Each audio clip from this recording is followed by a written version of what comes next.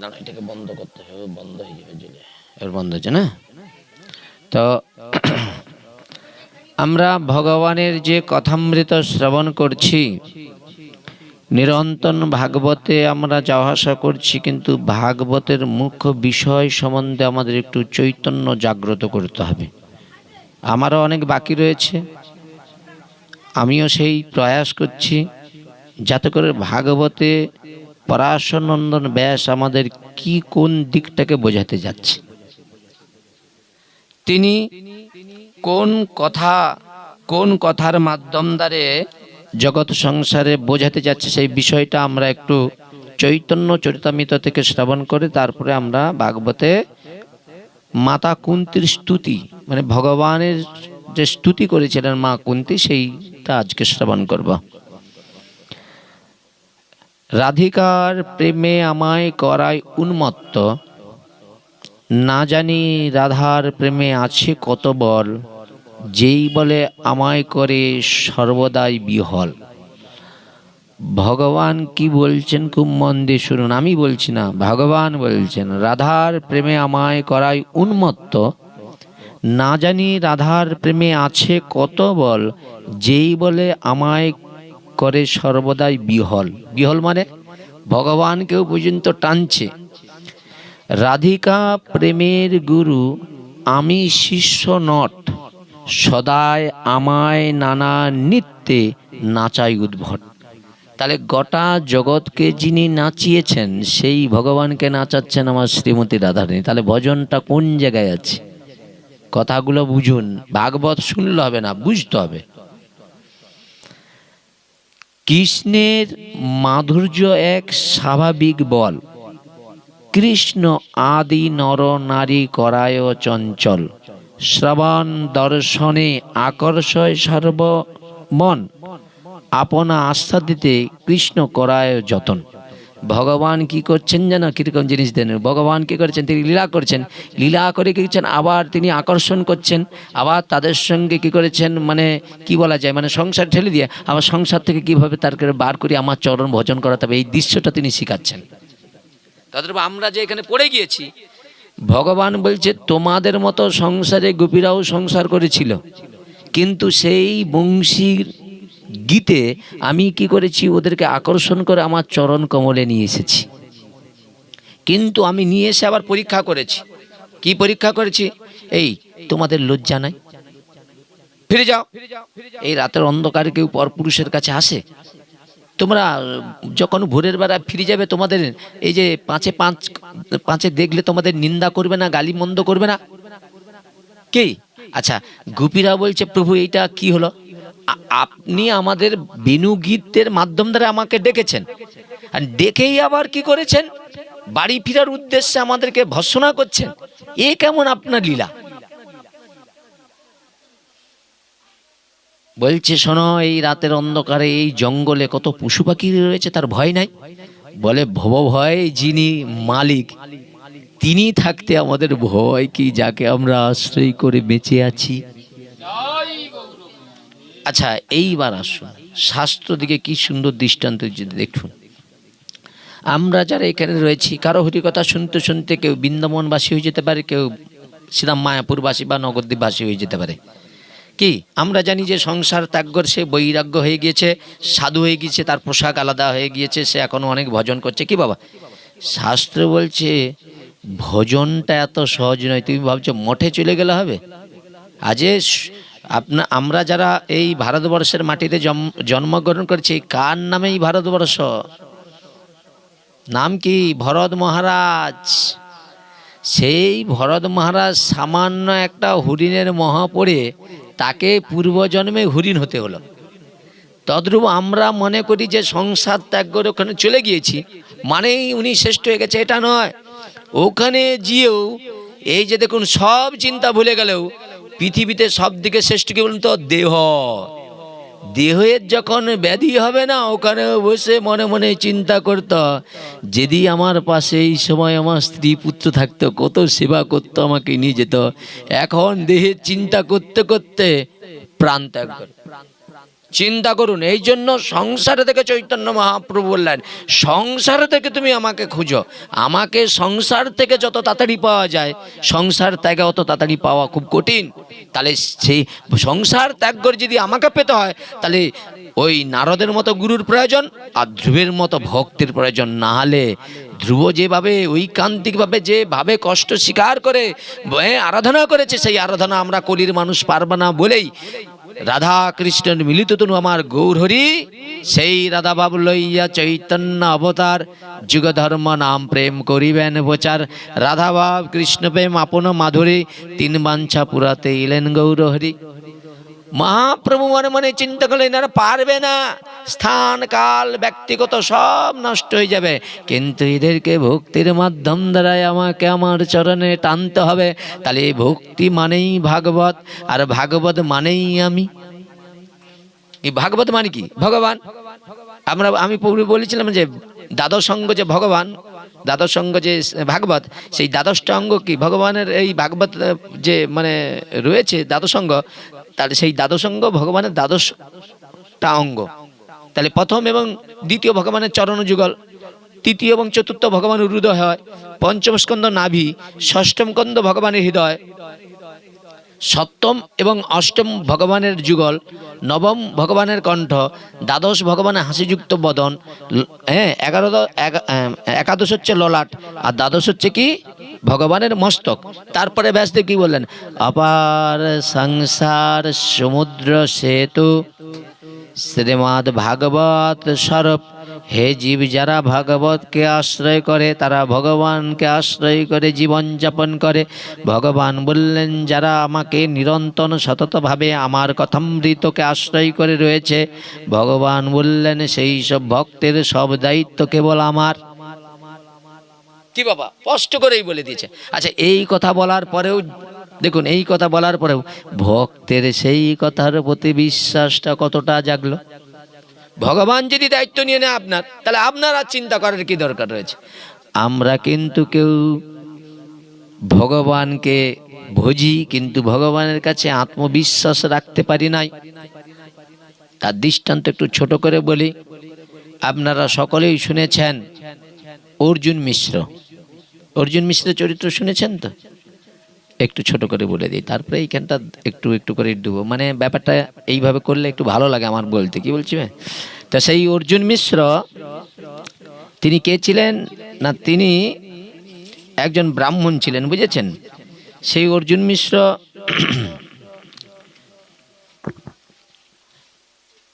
নীলাচলবাসী ছিলেন। নীলাচল মানে এই যে তমলুক, তমলুক এই যে মহাপ্রভু মন্দির না, ওকে নীলাচল বলা হয়। কেন? ওই সামনে হোটেল আছে না, নীলাচল হোটেল, ঠিক না? হ্যাঁ, মাও হ্যাঁ মাথা নাড়ে। নীলাচল মানে ওটা। আরে নীলাচল মানে জগন্নাথপুরী ধাম। নীলাচল মানেও মা বুঝেনি। নীলাচল মানে ওই কোর্টে যারা যায় না, ওখানে যে নীলাচল ওই ইয়ে আছে না হোটেল, মা মনে করছে ওটাই। তাহলে না, ওটা তমলুকে না, ওটা জগন্নাথপুরী ধাম। সেই নীলাচলবাসী দরিদ্র ব্রাহ্মণ, নাম হলো অর্জুন মিশ্র। সংসারে আছেন একমাত্র তার গৃহিণী। গৃহিণী মানে তার স্ত্রী। এখন ভিক্ষা করে জীবিকা গ্রহণ করেন। ভিক্ষার অবসর সময়ে সর্বদাই তিনি গীতা পাঠ করেন। গীতাই ছিল তার সময় অতিবাহিত করার সঙ্গী। তিনি গীতা ছাড়ার কোনো কিছু বোঝে না, সময় পেলেই গীতা নিয়ে বসে যায়। একটি মাত্র ক্ষুদ্র বাড়ি রয়েছে। সেই বাড়ির মধ্যে ব্রাহ্মণ আর ব্রাহ্মণী খুব দুঃখ কষ্টে জীবন যাপন করে। খুব মন দিয়ে শুনুন। অল্প বৃষ্টি হলেই সেই ঘর জলমগ্ন হয়ে পড়ে। মানে এমন দেখুন, দরিদ্র, ঘরের যে চালটা রয়েছে না, সেটাও পর্যন্ত মানে রক্ষণাবেক্ষণের অর্থ তাদের মধ্যে ছিল না। এত দারিদ্র তাদেরকে আশ্রয় করেছিল। ভালো বাড়ি করার মতো তাদের অর্থ আদি কোনোই ছিল না। তবুও তিনি ঈশ্বর বিশ্বাসী। দেখুন, এত দরিদ্র হলেও তিনি খুব ঈশ্বর বিশ্বাসী। ঈশ্বরকে নিজের ভাগ্যের জন্য দোষরূপ করে নাই। মনে মনে চিন্তা করলেন, আমার কপালে যেটুকু আমার কর্মফল অনুসারে পেয়েছি, এর জন্য তো ভগবানের কোনো দোষ নাই। পূর্বে আমি ভালো কাজ করি নাই বলে ভগবান আমার এই কুঁড়ার ঘরে রেখেছে। দেখুন, একেই বলে তত্ত্বজ্ঞ ব্রাহ্মণ। তত্ত্বজ্ঞ বৈষ্ণব মানে কি? বলে তত্ত্বজ্ঞ বৈষ্ণব যে 50 টাকা দিচ্ছে, সে মনে করবে এটাই আজকে আমার পাওনা ছিল বলে উনি 50 টাকা দিচ্ছে। ও 5000 টাকার জনকেও যদি কেউ 50 টাকা দেয় না, সেই 50 টাকাটাকেই মনে করবে ভগবান এটাতেই আমি খুশি, এইটাই আজকে আমার জন্য রেখেছিলে। তদ্রূপ মাধবেন্দ্র পুরী যেটা পেত সেটা গ্রহণ করত, না পেলে উপবাসে দিন কাটাতো। কেন? কারো কাছে তিনি হাত পেতে ভিক্ষা চাইতেন না। কেউ উপযাচক হয়ে যদি কিছু দিত তবে গ্রহণ করত, নাহলে একাদশীর মতো দিন কাটাতো, তবু কারো কাছে হাত পাতত না। তিনি জানে যে আমি যার নামকে আশ্রয় করে আছি, সেই আশ্রয়দাতা আমার জন্য কিছু না কিছু ব্যবস্থা করবেন। এই বলে মাধবেন্দ্র পুরী কি করলেন? বৃন্দাবনে এসে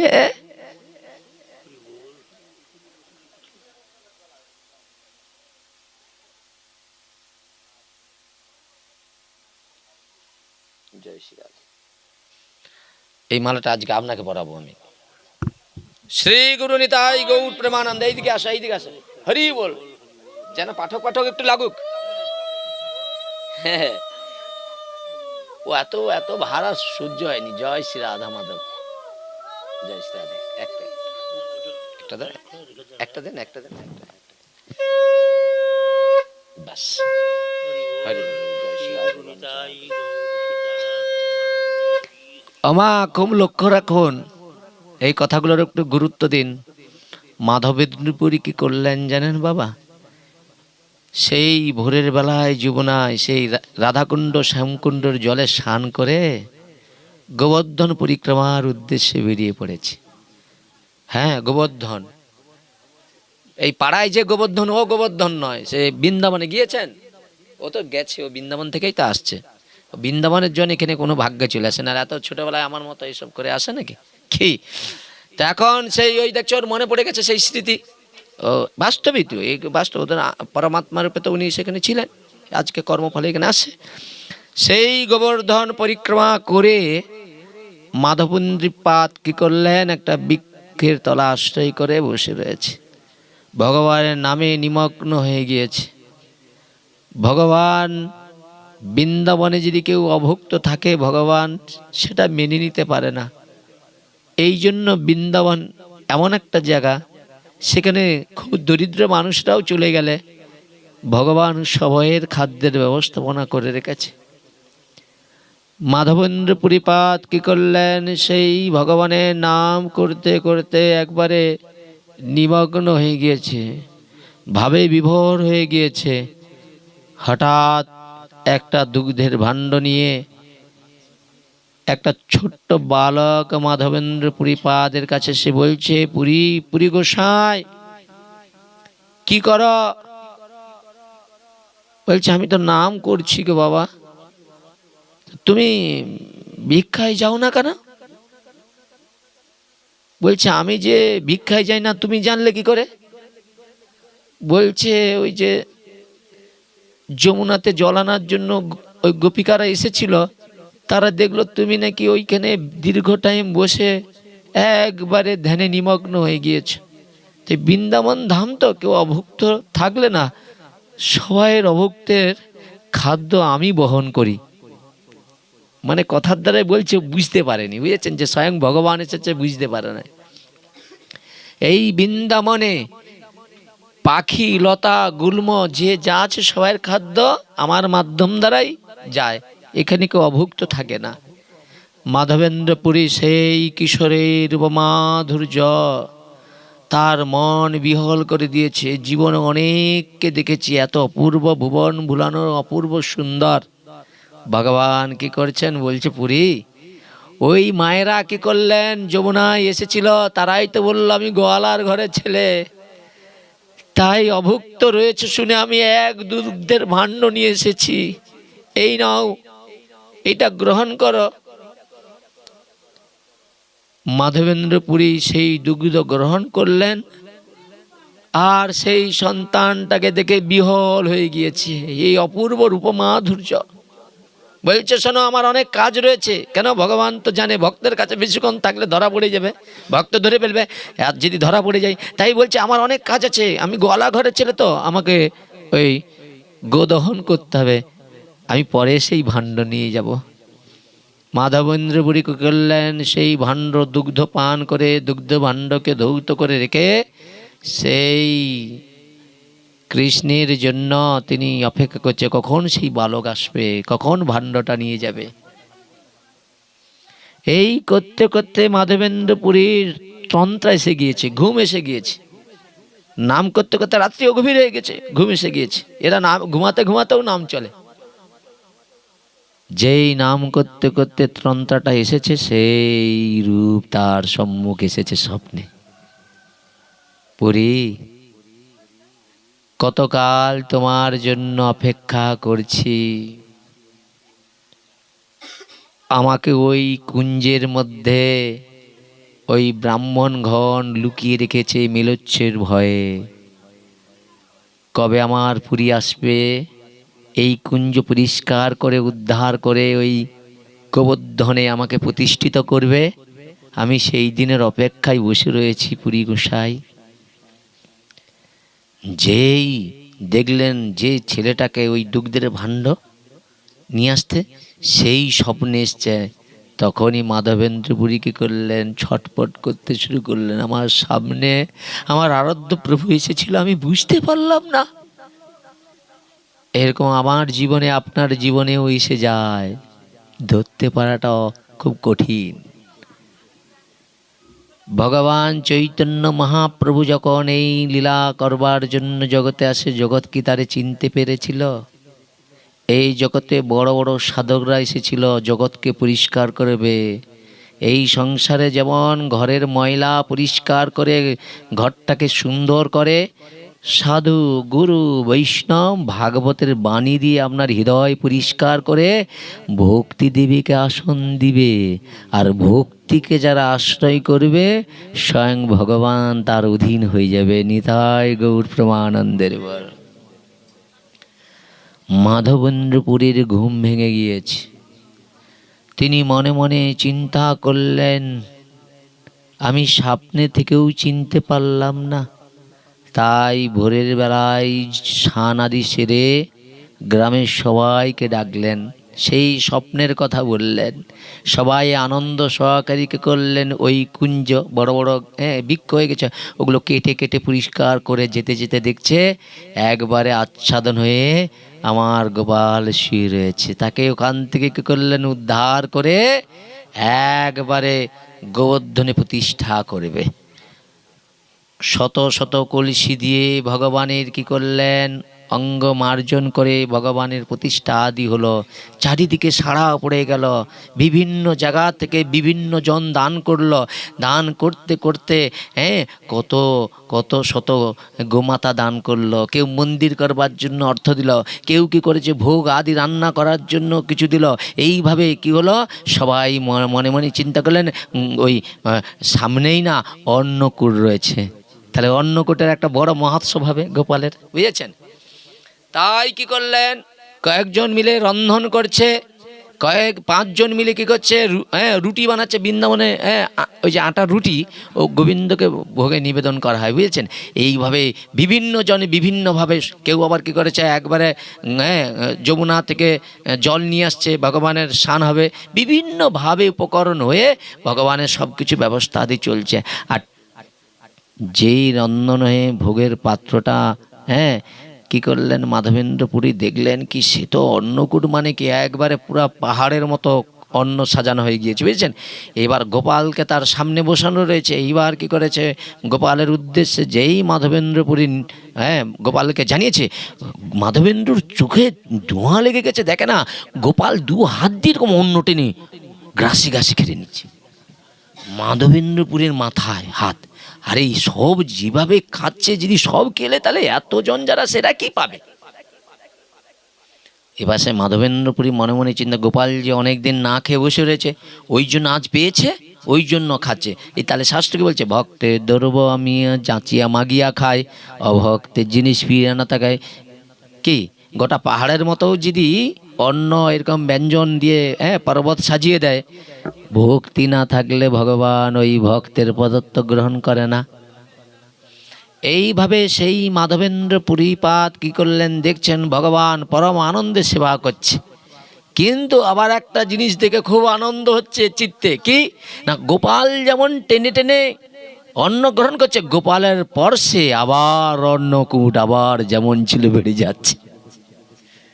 কথা বলছি, বুঝেছেন? আমরা কি হয়, যা কিছু পাই খেয়ে নেই, সেটা কি খাওয়ার পরে আমরা কি আর বাড়ে? খেলে কি হয়, খাদ্যগুলো শেষ হয়ে যায়। কিন্তু ভগবান কি করেছে, যা পরশ হচ্ছে সব খেয়ে নিচ্ছে, আবার তারপর আবার পূর্ণ হয়ে যাচ্ছে। কেন? তিনি পূর্ণ, আমরা তার অংশ কণা। এইভাবে কি করলেন মাধবেন্দ্রপুরী দেখছেন পরম আনন্দে ভগবান গ্রহণ করছে, ভক্তরা পরমানন্দে সেবা করছে, গোপালের কত জয় আদি কীর্তন করছে। এইভাবে কয়েকটা দিন কাটল। দুই ব্রাহ্মণ এলো, তারা মাধবেন্দ্রপুরী পাদের কাছে কি করলেন, দীক্ষা নিয়ে গোপালের সেবা আদি কর্মে নিয়োজিত করলেন। কারণ মাধবেন্দ্রপুরীর বয়স এসে হয়ে গিয়েছে, আর ঠিকমতো সেবা রাজ্যে থেকে সেবা করতে পারছে না, তাই দুজনকে দায়িত্ব দিয়েছে। হঠাৎ একদিন শুয়ে রয়েছে, আবার স্বপ্ন দিয়েছে। দেখো, সাক্ষাৎ দর্শন আবার স্বপ্নেও আসছে বারবার। স্বপ্ন দিয়েছে কি, বলছে, শোনো পুরী, আমি ওই কুঞ্জের মধ্যে শীত গ্রীষ্ম বর্ষায় অনেক কষ্টে ছিলাম, আমার গায়ের এত যন্ত্রণা জ্বালা আমি আর সহ্য করতে পারছি না। যাও তুমি পুরীধাম থেকে মলয় চন্দন নিয়ে এসে সেইটা আমার গোটা গায়ে লেপন করবে, তবেই আমার যন্ত্রণা মুক্ত হয়ে যাবে। আরে ওখানে নালে ভগবান স্বপ্ন দিছে, ওই জগন্নাথপুরী থেকে চন্দন নিয়ে এসে গায়ে দিলে যন্ত্রণা দূর হবে। তা তোমার আমার যন্ত্রণা দূর হবে কোথা থেকে, এটা তো আমরা জানি নাই। কি বাবা, তোমার আমার যন্ত্রণা কোথা থেকে দূর হবে, সেই জন্য আমরা কিন্তু খুঁজি নাই। এখন কি হয়েছেন জানেন, মাধবেন্দ্রপুরী যেই স্বপ্ন পেয়েছে, সঙ্গে সঙ্গে সেই দুই ব্রাহ্মণ থেকে যে বৈষ্ণব হয়েছে, এদের সব দায়িত্ব দিয়ে মাধবেন্দ্রপুরে বেরিয়ে পড়লেন। মন্দ শুনুন, আর পথে যেতে যেতে যেতে যেতে এখন কোথায় এসেছে, রেমুনাতে গিয়েছেন কেউ এখানে? সেই রেমুনাতে আছে কে, গোপীনাথ। আর সেই মাধবেন্দ্রপুরী সেখানে গিয়ে দেখছেন সন্ধ্যার সময়, সন্ধ্যা মানে নৈশভোগ। কি হবে, বলে ক্ষীর কেলি। মাধবেন্দ্রপুরী মনে মনে চিন্তা করছে, একবার যদি ক্ষীরটা আমি গ্রহণ করতাম, আমার গোপালকে সেবা দিতাম। তারপরে মনে মনে চিন্তা হচ্ছে, আরে ভগবানের সেবা হলো না, তার আগে চিন্তা করা মহাপাপ। এইভাবে সব কিছু ভোগাদি হলো। ওখান থেকে তিনি কি করলেন, চলে গেলেন কোথায়, সেই হাটচালায়। মানে হাটচালা মানে ওই যে নিকাশির যে চালাগুলো আছে না, ওই বলে হাটচালা, বুঝেছেন? ওই চালার মধ্যে বসে মাধবেন্দ্রপুরী পরম একবার ধ্যানে নিমগ্ন হয়ে গিয়েছে গোপালের, বুঝেছেন? নাম করতে করতে একবার বিভোর হয়ে গিয়েছে। আর ওই যে দ্বাদশ পাত্রে যে ক্ষীর ভোগ গিয়েছিল ওই গোপীনাথের, দ্বাদশ মানে কতগুলো গো, 12টা। তাহলে আমাদের মহাজন কতজন, 12 জন।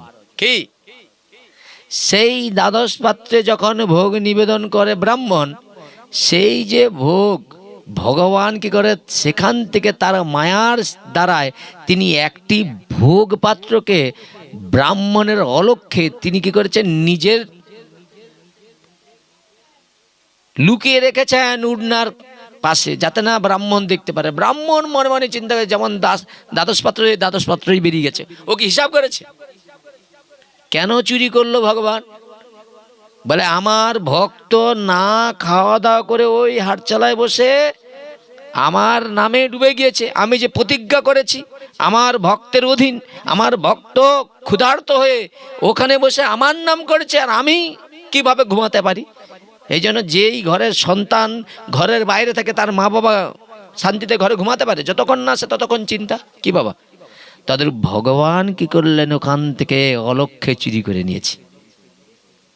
ব্রাহ্মণ কি করলেন, পূজা আদি করে সর্বস্ব কিছু করে ভগবানকে শয়ন দিয়ে মন্দির বন্ধ করে চলে গিয়েছে। এবার যেই শয়নে গিয়েছে ভগবান স্বপ্নে এসে বলছে, ব্রাহ্মণ ঠাকুর ওঠো। বলে কে? বলে আমি গোপীনাথ। বলে তুমি ঘুমাচ্ছ, আমি ঘুমাতে পারি নাই। আমার ভক্ত ওই হাটচালায় বসে রয়েছে মাধবেন্দ্র পুরী, যার জন্য গোপীনাথ করলো ক্ষীর চুরি। তাহলে চিন্তা করে দেখুন কেমন ভক্ত। মাধবেন্দ্র পুরী সেই হাটচালায় বসে রয়েছে, তার জন্য আমি একটা ক্ষীরের ভাণ্ড চুরি করে রেখেছি তোমার অলক্ষ্যে, তুমি ওইটা মন্দির খুলে আমার ওই চরণের পাশে রয়েছে, ওইটা নিয়ে তুমি ওই মাধবেন্দ্র পুরীকে দিয়ে এসো। ব্রাহ্মণ ঘুম থেকে উঠেই স্নান আদি সেরে, দেখুন এই বিগ্রহ যারা সেবা করে ওই যখন তখন প্রবেশ করতে পারবে না, বিগ্রহে যাওয়া মানে স্নান করতে হবে। তা এখন কি করে স্নান সেরে মন্দিরে কি করলেন, দরজার সামনে তালি দিয়ে দরজাটা খুলেই ভগবানের কাছে গিয়ে দেখে না, ভগবান ঠিক তার আড়াল করে তার ভক্তের জন্য ক্ষীরের ভাণ্ড চুরি করে রেখেছে। প্রেম সে বলে নিতাই গৌর প্রেমানন্দের বলে। এখন সেই ভাণ্ডটা নিয়েই ব্রাহ্মণ মনে মনে চিন্তা করলো, ভগবান ভক্তের জন্য চুরি করে, তাহলে সেই ভক্তটা কেমন। এই ভক্ত শব্দ যে আমরা যেখানে সেখানে প্রয়োগ করে দেই না, এগুলো প্রয়োগ করা মানে কি এইসব ভক্তদের অপমান করা হয়ে যায় হিসাব মতো। আরে উনারা ভক্ত হতে পারে, আমরা তার আভাস। নিতাই গৌর প্রেমানন্দের। উনারা সূর্য, আমরা সূর্যটার আভাস। অনেকে বলেন প্রভু, আরে প্রভু শব্দ বলা মানে কি মাথা খারাপ। আর এখনকার দিনে তো কিছু মনে করো না, তা যে যার মানে একটা করে পদ নিজের ছাপিয়ে নিতেও পারে, এগুলো পয়সা লাগে না তো। এখন কলির যুগে এই নাম জিনিসের কোনো পয়সা লাগে না, যে যেখানে তার বুঝি দিতে পারে, আচার্য বুঝি দিতে পারে, এটা বুঝি দিতে, সেটা পয়সা লাগে নিত, বুঝেছেন। কিন্তু আগের ব্যাপারটা ছিল আলাদা, আর আজকের ব্যাপারটা আলাদা ছিল। যদি ওইরকম কয়েকটা যদি আগের দিকে লেখা থাকে না, তাহলে আমরা মনে করি তাহলে কত না কত কিছু ব্যাপার আছে। আমি সব থেকে দুঃখের বিষয়, আমি নিকাশিবারে সেদিন যাচ্ছি, দেখ না লেখা আছে ভাগবত পাঠকের অ্যাড। আমি সত্যি বলছি, কিছু মনে করো না, এই আসনে বসে বলছি, তখন আমি ভাবি ভাগবত পাঠকদের আজ অ্যাড দিতে হচ্ছে। যেমন দোকান, কাপড়ের দোকান, সোনা দোকানের অ্যাড দেয় না, ভাগবত পাঠকের অ্যাড। আমি সত্যি মাথায় হাত দিয়ে চিন্তা করছি, মনে হয় পৃথিবীতে যদি সবচেয়ে দুর্ভাগা খারাপ হই আমি। কেন আজ পর্যন্ত একটা 2 টাকার কারো ছাপাই নিলাম, আর আমি ছাপাবো না, তার থেকে দরকার ঘরে বসে যাব। ভগবানের নাম করব, কার করবো, তা আমি কিসের ভক্ত? আমার ভগবান যদি আমার চিন্তা করবে, আমি তার চিন্তা করব। তা আমার কার ছাপালে কি আমার ঘরে চলে যাবে সবাই নাকি? আমি যদি তার ঠিক কাজ করি, আমি যদি অন্ধকারে বসে থাকি, ভগবান ঠিক পৌঁছে দিবে আমার কাছে, কার ছাপাতে হবে না। কাজটাকে আমাকে গভীরভাবে করতে হবে কি বাবা। সেই মাধবেন্দ্র পুরী কি করলেন, হাটচালায় বসে পরম ভগবত প্রেমে বিভোর হয়ে গিয়েছে। সাধিতে সাধিতে যাবে, প্রেমঙ্কুর হবে, সাধন সাধ্য তত্ত্ব জানিবে সে তবে। মা চরণে ধরে বলছি, মা এই যে কি জিনিস আছে, এই কাউকে আমি বোঝাতেই পারছি না। এর ভিতর সাধনের যে কি আনন্দ, কি সুখ। আজকে দুর্ভাগ্য, কষ্ট হয় কোথায় জানেন তো মা? 200 জন পাঠ শুনতে বসেছে, মাত্র আধ ঘন্টা পাঠ শুরু হয়েছে, গৃহস্বামী বলছে ভোগ হয়ে গেছে, 2 জন চলুন, 2 জন বলতে পুরা মাঠ খালি হয়ে গেল, আমি একা। দুঃখটা আমার এই জায়গায়। এই মা এখানে কথা বলো না, এখানে কোনো কথা নেই, দূরে যাও। তো তখনই আমার যন্ত্রণা হয়, তখনই আমার কষ্ট হয় যে ভগবান তোমার সান্নিধ্যে বসে তোমার গুণ কথা কীর্তন করছি, কিন্তু তোমার একনিষ্ঠ ভক্ত তারা প্রসাদ পেয়ে চলে যাচ্ছে, যারা তোমার চরণকে জানার জন্য, যারা এই ভক্তিকে আশ্রয় করে না, তারা পাঠের শেষ পর্যন্ত বসে বসে ভগবানের কথা শুনছে।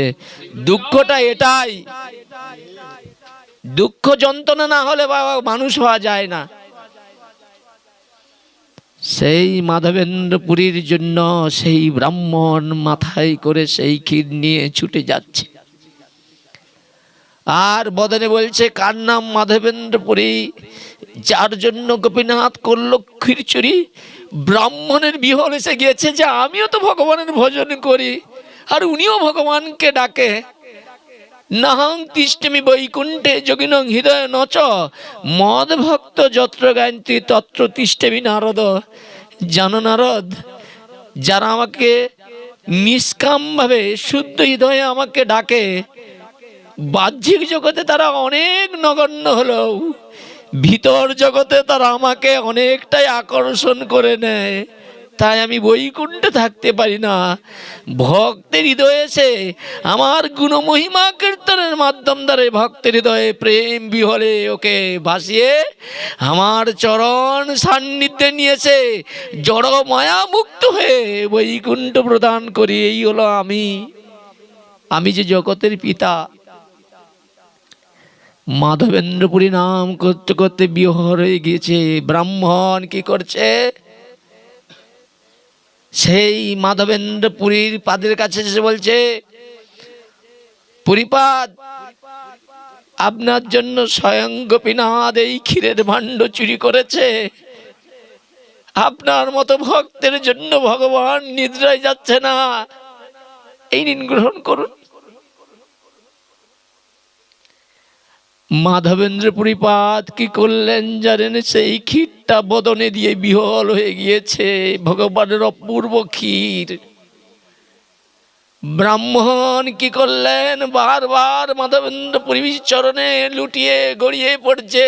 কেন, যে মাধবেন্দ্রপুরীর চরণের একটা কোণা যদি আমার মাথায় স্পর্শ করে, তবে আমি ভগবানের অনন্ত কৃপা লাভ করতে পারি। এই জন্য ভক্তের কৃপা ছাড়া ভগবানকে পাওয়া যায় না। সেই মাধবেন্দ্রপুরী পাদ কি করলেন, সেই ক্ষীর ভাণ্ডের ক্ষীর গ্রহণ করে ক্ষীর ভাণ্ডটাকে কি করলেন, বসে বসে ভেঙে গুছিয়ে রাখছেন। কেন, পরে যখন ক্ষীরের চিন্তা হবে, পাবে কোথায়, ওই ভাণ্ড চুষে খাবে। দেখেছেন? এরপরে মাধবেন্দ্রপুরী পাদ মনে মনে চিন্তা করলেন, ব্রাহ্মণ যেভাবে বারবার পুনঃ পুনঃ আমার চরণে বুলণ্ঠিত প্রণাম আদি করছে, যেভাবে আমার নাম গুণ কীর্তন করছে, ওই ব্রাহ্মণ ওই প্রাতকে যে সবাইকে গলগল করে বলবে যে মাধবেন্দ্রপুরীর জন্য ওই গোপীনাথ ক্ষীর চুরি করেছে। তাই এই কথা বলা মানে কি, এই যত ভক্ত আছে শুনে সব আমার এই চরণে আসবে, আর আমার চরণে আসা মানে কি, আমার যেটুকু আছে সেটুকু নিয়ে পালাবে। খুব সাবধান, যেটুকু দিবে সেটুকু অন্যজন ছাড়িয়ে নিবে, এ ঘাত দিয়ে। দু হাতও যাবে নি, এ ঘাত দিয়ে নিয়ে নিবে তোমার কাছ থেকে। কি বলছি বুঝেছেন? একটু আগে আমি বেরিয়ে আসতেছি, কিছু মনে করো না, খারাপ চোখে না, বাবু ছিল, কি বলছি বুঝেছেন, আমি কিন্তু কোনো খারাপ চোখে দেখছি না, জড় জগতে থাকতে পারে। ওনার কিন্তু একটা জায়গায় দেখে আমি মানে খুব প্রীতি হচ্ছে, হাতে কিন্তু ডিমটা ছিল, মানে বাচ্চার জন্য মনে হয় ওই যে স্কুল আছে ওখান থেকে মনে হয় খিচুড়ি আর ডিম দিয়েছিল, ওটা নিয়ে আসছিল। কিন্তু বাবুর সঙ্গে যখন কথা বলি, উনি কিন্তু ডিম আর খিচুড়িটা রেখে প্রণাম করতে গেছিলো। আমি কিন্তু ওনাকে বাঁচিয়ে দিলাম। কেন, যে উনি যদি হাতটা ধৌত করতে তাহলে প্রণাম নিতাম, কিন্তু ওই অবস্থায় করলে উনি তো আবেগপূর্ণ, উনি যদি প্রণাম করে এখনই উনারও অপরাধ হয়ে যাবে। উনাকে ওই অপরাধ থেকে বলে, মামা হাত জোড়ে এটা করো না, কেন আপনি এখানে বয়োজ্যেষ্ঠ আছে, এইসব করো না বলে ওনাকে কাটিয়ে দিলাম। বুঝেছেন? এই যে ব্যাপারটা, এটা তো বুঝবে না। তো মাধবেন্দ্রপুরী মনে মনে চিন্তা করলেন, ওই সকলে এসে কি করবে, আমার গুণকথা কীর্তন করবে। প্রতিষ্ঠার ভয়ে পুরী লুকিয়ে পালালো একবারে। মানে দেখুন, এখানে প্রশ্ন আছে, খুব মন দিয়ে শুনুন। তাহলে প্রকৃত মাধবেন্দ্রপুরী কি কারণে চলে না, যাতে প্রতিষ্ঠা তাকে না স্পর্শ করতে পারে। আর আমি আমার কথা বলছি, প্রতিষ্ঠা পাওয়ার জন্যই এখানে আসা। খুব মন দিয়ে শুনুন, পাঠ করলে পাঠ শুনে কারো ভালো লাগতে পারে, সেটাই তো কোনো যায় আসে না, এতে কি। কিন্তু প্রশ্ন হচ্ছে এগুলো প্রতিষ্ঠা, কিন্তু প্রকৃত যতক্ষণ না হৃদয় থেকে সেই মনোরঞ্জন আনন্দ না লাভ হয়, সেই সুখ যদি না হয়, তাহলে আমার মনে হয় সেটা কখনো সুখকর নয়। অন্যের কাছে সুখকর হলেও আমার কাছে সেটা সুখকর নয়। কেন? আমি যে সুখ পেতে চাই সেই সুখটা যদি না আমি আনন্দ আস্বাদন করতে পারি, তাহলে ওইখানে যে কি হবে কি? মাধবেন্দ্র পুরী কি করলেন? সেই প্রতিষ্ঠার ভয়ে লুকিয়ে চলে গেলেন একবারে পুরীধামে। পুরীধামে গিয়ে কি করলেন? সব বর্ণনা করলেন। ওই গোপালের গায়ের সেই যন্ত্রণার কারণে মলয় চন্দন দিয়ে, পুরী তো বয়স হয়ে গেছে, উনার সঙ্গে একজনকে কি করলেন? রাজার দায়িত্ব দিলেন যাতে করে উনি ওইটা বই নিয়ে যায়। তখন তো ব্যবস্থা ছিল না। এইবার যেই ওই রাস্তা দিয়ে যেতে যেতে সেই আবার রেমুনাথে গোপীনাথের মন্দিরে এসেছে। পুরীকে দেখেই সবাই চিনতে পেরে সবাই সশ্রদ্ধা সম্মান করে ওখানে থাকার জন্য বললেন, অনুরোধ করলেন, রাতটা আপনি এখানে থাকুন, তারপরে প্রাতঃ থেকেই আপনি আপনার বৃন্দাবনের উদ্দেশ্যে যাবেন। কি বাবা?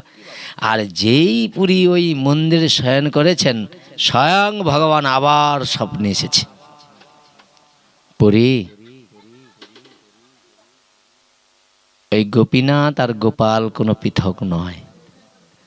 মেলেচ্ছর ভয় আছে যে তুমি ওখান থেকে এতটা আসবে, কোথায় মেলেচ্ছ তোমাকে কোনো বিপদে পড়বে, তাই তুমি একটা কাজ করো, ওই গোপীনাথের শিয়ঙ্গে এই চন্দন দিলে আমার হৃদয় সব শীতল হয়ে যাবে।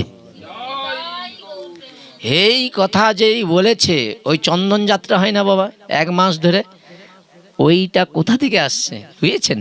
তখনই কি করলেন? সেই চন্দনকে কি করলেন? ভালো করে সবাই ঘষাঘষি করে সব নিয়ে গোপীনাথের শিয়ঙ্গে দিতে শুরু করলেন। নিতাই গৌর সীতানাথ প্রেমানন্দের বল। এইবার দেখুন এখানে ভগবান কি করেছে? মাধবেন্দ্র পুরীপাদের জন্য কি করেছে? ক্ষীরচুরি করেছে। আজকে যে লীলায় আছি খুব মন দিয়ে শুনুন, এই লীলাটা খুব দুর্দান্ত লীলা। এখানে যদি উপলব্ধি করতে পারেন খুব আনন্দ পাবেন। তাহলে ওই যে নীলাচলে যে ব্রাহ্মণ অর্জুন মিশ্র, সেই তিনি সংসারে আছেন, আর সংসারে তার একমাত্র স্ত্রী, আর ভিক্ষা করেই তার জীবিকা নির্বাহন করে। দেখুন এত দুঃখ কষ্ট, তবুও কিন্তু সেই দুঃখ কষ্টের মধ্যে দিয়ে যেটুকু ভিক্ষা পায় সেটুকু কি করে? প্রভুকে দিয়ে প্রসাদ রূপে গ্রহণ করে। এখন ভিক্ষার যখন অবসর সময় হয়, ধরুন এখানে আপনারা পাঠ করছেন, এখন কিন্তু মানে কি ওই যে যারা জব করছে মানে কি এও জবের ফল পেয়ে যাচ্ছেন, কিন্তু এর পরের সময়টা কি করবেন? ঘরে গিয়ে সময় যদি কর্মের মধ্যে যদি আপনি থাকেন, তাহলে হাতে কর্ম করবেন, মুখে নাম করবেন। যখন হাতটা খালি হয়ে যাবে তখন আপনি নামকে আশ্রয় করুন, কি ভাগবতকে আশ্রয় করুন। এটাই তো ভগবান বলছে, আর কিছু বলছে নাকি?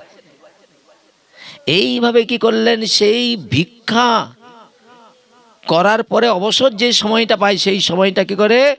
ভক্তি সহকারে গীতা পাঠ করে নিত্য। এই জন্য কথাটা শুনেন বাবা, বলছেন শ্রেয়তাং নিত্যং গীয়তাং মুদা, মানে নিত্য শ্রবণ করো, নিত্য কীর্তন করো, তবেই তোমার ভগবান তোমার পাশে থাকবে। এখন সঙ্গে সঙ্গে কি করেছে? গীতা পড়ছেন, আর গীতা ছিল তার সময় অতিবাহিত করার সঙ্গী। মানে সে মনে করতো এই আমার বন্ধু। তাহলে আমরা কাদেরকে বন্ধু মনে করি? সময় পেলে চল একটু নিকাশে ঘুরে আসি, একটু 1 ঘন্টা 2 ঘন্টা ওখানে ঘোরাঘুরি করলাম, এইসব করি। কিন্তু ইনি এসব করে না, ভিক্ষা করে, সময় পেলেই ওই গীতা নিয়ে বসে এইভাবে গীতা পাঠ করে। আর এখন একটি মাত্র ক্ষুদ্র ঘরে তিনি বসবাস করতেন। অল্প যেই বৃষ্টি শুরু হয়, মানে এই যে আগামী দিন রাত্রে মানে আজকের ভোরে যে বৃষ্টিটা হয়েছিল বুঝেছেন তো, সেই বৃষ্টি যা শুরু হয়েছে, সঙ্গে সঙ্গে বৃষ্টির কারণে তার ঘরের থেকে সব জল এসে তার ঘরের মধ্যে প্রবেশ করেছে। মানে উপরে যে চালটা যে ভালো করে ছাইবে সেটুকু তার ক্ষমতা ছিল না, ভালো বাড়ি করার মতো তার অর্থ ছিল না। তবুও তিনি ঈশ্বরের প্রতি অগাধ বিশ্বাস, ঈশ্বরকে নিজের ভাগ্যের জন্য কখনো তিনি দোষারোপ করে নাই। ভিক্ষা লভত্ব অন্ন ভগবানকে নিবেদন করে নিত্য স্বামী স্ত্রী সেটা গ্রহণ করতেন। এইবার আসুন এর মধ্যে ঢুকুন। খুব বর্ষা নেমেছে, অর্জুন মিশ্র 3 দিন ভিক্ষায় বের হতে পারেনি। এত বৃষ্টি হচ্ছে, 3 দিন আর ভিক্ষায় যেতে পারছে না। অবশ্যই এই জন্য তার কোনো দুঃখও নাই, সে তো সবসময় গীতা পাঠের মধ্যে ডুবে আছে। বৃষ্টি হচ্ছে তো কি হচ্ছে, যেমন দেখ অনেকে তখন বৃষ্টি চলাই তো একটু তাস পাশলে একটু বসে যাই, সময় কাটাই, কি এ তো সব না, এ তো বৃষ্টি হচ্ছে তো কি, যে পরম আনন্দেই পড়ে আছে, 3 দিন বেশ গীতা পাঠ করতেছে। এইভাবে কি করেছে না, গীতা গ্রন্থ তাকে আহার্যের চেয়েও বেশি আনন্দ দান করে। মানে সে গীতা এমন আস্বাদন করেছে যে খাওয়া দাওয়া ভুলে যায়, তবুও তার মনে নাই, সে আনন্দ এমন পাচ্ছে। এইখানে বোঝা যায় যদি ভালোবাসা প্রকৃত হয়, তাহলে কিন্তু ক্ষুধা পিপাসা সব আপনার থেকে ভগবান কেড়ে নিবে। পরীক্ষিত মহারাজ ভাগবত কথা শুনতে বসেছিল, এক আসনে 7 দিন, ক্ষুধা নাই, নিদ্রা নাই, ঘুম নাই। তাহলে কিভাবে তিনি ছিলেন? আমাদের মনটা যদি সত্যি ভগবানের কথায় থাকে, আজকে যদি আমি বিকাল 3টাও করে দিই, আপনাদের ক্ষুধা থাকবে না প্রকৃত। আর যখন দেখবেন, একটা উদাহরণ বলি, ধরুন আপনার বাড়িতে কোনো যজ্ঞ হচ্ছে, আপনি সকাল থেকে কিছু খাচ্ছেন না, সবাই খেয়ে দিয়ে চলে যাচ্ছে, তারপরে বলে মা হ্যাঁ কটা বাজছে তো, বলে কটা, বলে এখন বিকাল 4টা হয়ে গেছে, আরে খেয়ে নাও, বলে না রে প্রচুর খিদা পেয়েছে, এবার দে। আচ্ছা এতক্ষণ খিদা পেল নি, যেই বলে দিচ্ছে ক্ষুধার কথা, তখনই মনে হচ্ছে আরে দেহ আছে মানে খিদা খেতে হবে, কি বাবা হয় না? তোদের ভালোবাসা যখন থাকে, যখন আমার বাড়িতে যে আত্মীয় স্বজন বন্ধু আসছে তাদেরকে সেবা করে, তারা খুশি হয়ে যাওয়ার পরে সেবা করবো, সেই মানুষটা কি অন্যদিন 12টায় ঘরে খাওয়া দাওয়া করে, সেদিন বিকাল 4টা হয়ে যায়, তার কোনো ভূক্ষেপ আছে? তদ্রূপ তিনি কি করলেন না, এইভাবে আহাজত থেকে গীতা পাঠ করে সে খুব আনন্দ লাভ করছে। তিনি একটির পর একটি গীতার শ্লোক পাঠ করছে, আর সেই সঙ্গে কৃষ্ণের কথা স্মরণ করে নয়ন জলে ভাসছে। এ দেখুন, পাঠ করলে হবে না, পাঠ করতে হবে। পাঠ করতে করতে ভাবের বিহর হয়ে যাবে, ভাবের মাধ্যম দ্বারা তার ভিতর থেকে একটা কষ্ট হবে, যন্ত্রণা হবে, সেই যন্ত্রণার কারণে নয়ন দিয়ে অশ্রু গেলে দেবে। যন্ত্রণাটা কি? হে ভগবান, যে যোগী ঋষিরা ব্রহ্মচর্য ব্রত পালন করে, সংসার বিষয় ত্যাগ করে, তোমার উপাসনা করে, তারা কেউ তোমাকে মানতে পেরেছে, কেউ পারে নাই। তাহলে আমরা সংসারে থেকে আমরা কোন জায়গাটায় বাকি রেখেছি? আমরা সংসার করেছি, স্ত্রী আছে, পুত্র আছে, বিষয় আছে, বৈভব আছে, তার মধ্যে থেকে তোমাকে পাবো কেন? কেমন করে? আরে তুমি তো একমাত্রই নিষ্কামভাবে যারা তোমার উপাসনা করে, তুমি তো তার কাছেই বেশি ভাবে যাও। যারা সরল হৃদয়, যাদের মধ্যে অহংকার নেই, যারা সরল হৃদয় তোমাকে ডাকে, তুমি জ্ঞানের দ্বারায়, তপস্যার দ্বারা, বিদ্যা দ্বারা, সেবা পূজার দ্বারা, দানের দ্বারাই তোমাকে তো পাওয়া যাবে না, কেন? তুমি মুক্ত। তাহলে তোমাকে পাওয়ার জন্য আমরা যে চেষ্টা করছি, সেই চেষ্টাটা কতটা হলে তোমাকে পাবো? তাহলে কিরকম সাধন করতে হবে সাধ্য বস্তু পাওয়ার জন্য? এটা আপনারা আমার বিচার করবেন, আমি বলে বিকারণ। আপনাদের অনুভূতি করতে হবে যে কেমনভাবে আমাকে পড়াশোনা ভালো ফল পেতে হবে, ফলটার দিকে লক্ষ্য করবেন, বুঝেছেন? আমার পাঠের দিকে নয়, যে এই পাঠ শুনে পরীক্ষিত যদি ভগবানকে পায়, এই পাঠ শুনে যদি ধুন্ধুকারী পেদ মুক্ত হয়ে যায়, তাহলে আমার কতটা কি হচ্ছে, আমারটা চিন্তা করো, নিজেরটা আগে। নিজে যদি ঠিক চিন্তা করতে পারো, নিজের কল্যাণ চিন্তা করো, তাহলে তুমি নিজের কল্যাণ করলে তোমার দ্বারা অপরের অনেক মঙ্গল হয়ে যাবে। কিন্তু নিজের কল্যাণকে নষ্ট করে অপরের কল্যাণ করতে যেও না, তাহলে আমার মতো সব ধ্বংস হয়ে মরব। আমি যেমন মরতে বুঝছি, নিজের ভান্ডারে নেই, অন্যকে দিতে যাচ্ছে, তা কি হবে? এই জন্য ভান্ডার পরিপূর্ণ করতে হবে। সেই ভান্ডারটা কি? জ্ঞানের নয়, শ্রীমতী রাধারানীর প্রেমের ভান্ডার, নিতাই গৌর প্রেমানন্দের বল। কেন? আমরা তো জ্ঞানে পারবো না, প্রেমে বানতে হবে। তাই এত গ্রন্থ রচনা করলেন পরাশরনন্দন ব্যাস, কিন্তু ভাগবত আবার রচনা করতে হলো কেন? বলছে ভাগবত হলো ভক্তি শাস্ত্র, ভাগবত হচ্ছে মানে সর্বশাস্ত্রের চূড়ামণি। তাহলে ভাগবতের চরণ কমল আশ্রয় করে যদি পরীক্ষিত ভগবত ধাম লাভ করতে পারে, সেই ভাগবতকে তো আমি আপনি আশ্রয় করে জীবন যাপন করছি, কি বাবা? না, আমরা আলাদা ভাগবত আশ্রয় করেছি। এখন কি হয়েছেন জানেন? এইভাবে তার নয়ন জলে ভাসছে। এমন সময় ব্রাহ্মণী এসে বললেন, 3 দিন হলো ভিক্ষায় তুমি বের হতে পারো নাই বৃষ্টির কারণে, ঘরে এক মুষ্ঠ তন্দুরে মানে চাল নাই, কি রান্না করব? তুমি আর কদিন অনাহারে দিন কাটাবে? 3 দিন তো হয়ে গেছে অনাহারে, আর কদিন অনাহারে থাকবে? আর 3 দিন ঘরে যে ভগবান আছে তারও সেবা হয়নি, দিবে কোথাতে? থাকলে তো দিবে, এত দরিদ্র। অর্জুন মিশ্র তখন নিবিষ্ট মনে পাঠ করছেন শ্রীমদ্ ভাগবত গীতার 9ম অধ্যায়। শ্রীমদ্ ভাগবতের কত অধ্যায়? 9ম অধ্যায়। পাঠ ছেড়ে মন চায় না একবারে উঠে ভিক্ষায় যেতে, তথাপি সঙ্গত অনুরোধ না মানলেও চলে না, যে স্ত্রী বলেছে আমাকে ভিক্ষায় যেতে হবে। তাই বললেন ঠিক আছে, এই অধ্যায়ের আর 2টি শ্লোক বাকি আছে। তাহলে শ্রীমদ্ ভাগবত 9ম অধ্যায় 2টি শ্লোক আর বাকি রয়েছে। এই 2টি শ্লোক মানে পাঠ করে তারপরে তিনি ভিক্ষায় বের হবে। আর সেই 2টি শ্লোক তিনি কি করলেন? পাঠ করবার জন্য তিনি কি করলেন? প্রস্তুত হলেন। আর সেই অধ্যায়টি পাঠ যেই সমাপ্ত করে বেরিয়ে যাবে, আর ব্রাহ্মণী অন্য কাজের উদ্দেশ্যে চলে গেল, ব্রাহ্মণী ওই বলে দিয়ে অন্য কাজে চলে গিয়েছে, আর ব্রাহ্মণ গীতা পাঠ আবার ওই যে 2টি শ্লোক আছে সেটা পাঠ করতে শুরু করেছে। অনন্য চিন্তায়ং মাং যে জন পর্যুপাসতে তেসাং নিত্যাভিযুক্তানং যোগক্ষেমং বহম্মহ। শ্লোকটা ছিল এটাই। কি বললেন? অনন্য চিন্তয়ং মাং যে জন পর্যুপাসতে, বলছে যে ভক্ত অনন্য চিত্তে আমার ভজনা করে। তাহলে যে ব্যক্তি অনন্য চিত্তে আমার স্মরণ উপাসনা করে তার কোনো দুঃখ থাকে না। আচ্ছা বাবা, আপনারা তো নিরন্তর ভগবানের অনন্য চিত্তে স্মরণ করছেন, আপনাদের দুঃখ আছে? আরে হ্যাঁ কি না বলুন? হ্যাঁ, দুঃখ থাকতে পারে? বলে দুঃখ আছে, দুঃখ যায়নি এটা বলতে পারবেন। যদি আপনারা এই অর্জুন মিশ্রের মতো মনোযোগ দিয়ে করেন তবে দুঃখ যাবে। এখন এই আসনে বসে যদি বলে না দুঃখ চলেইছে, তাহলে মনে হবে আমরা অর্জুন মিশ্রের থেকেও ভালো জায়গায় আছি। কিছু মনে করো না। কি এখন কি করেছে? তার সমস্ত অভাব আমি পূরণ করি।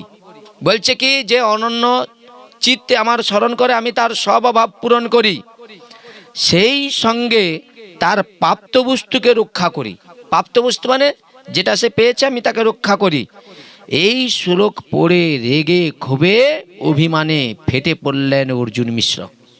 রাগ হয়েছে এখন ভগবানের প্রতি। কিরকম রাগটা দেখুন। এই জন্য ভক্তের সঙ্গে ভগবান কিরকম ঝগড়া হয় দেখেন। বাবা ঝগড়া হবে তো, ঝগড়াটা দেখেন।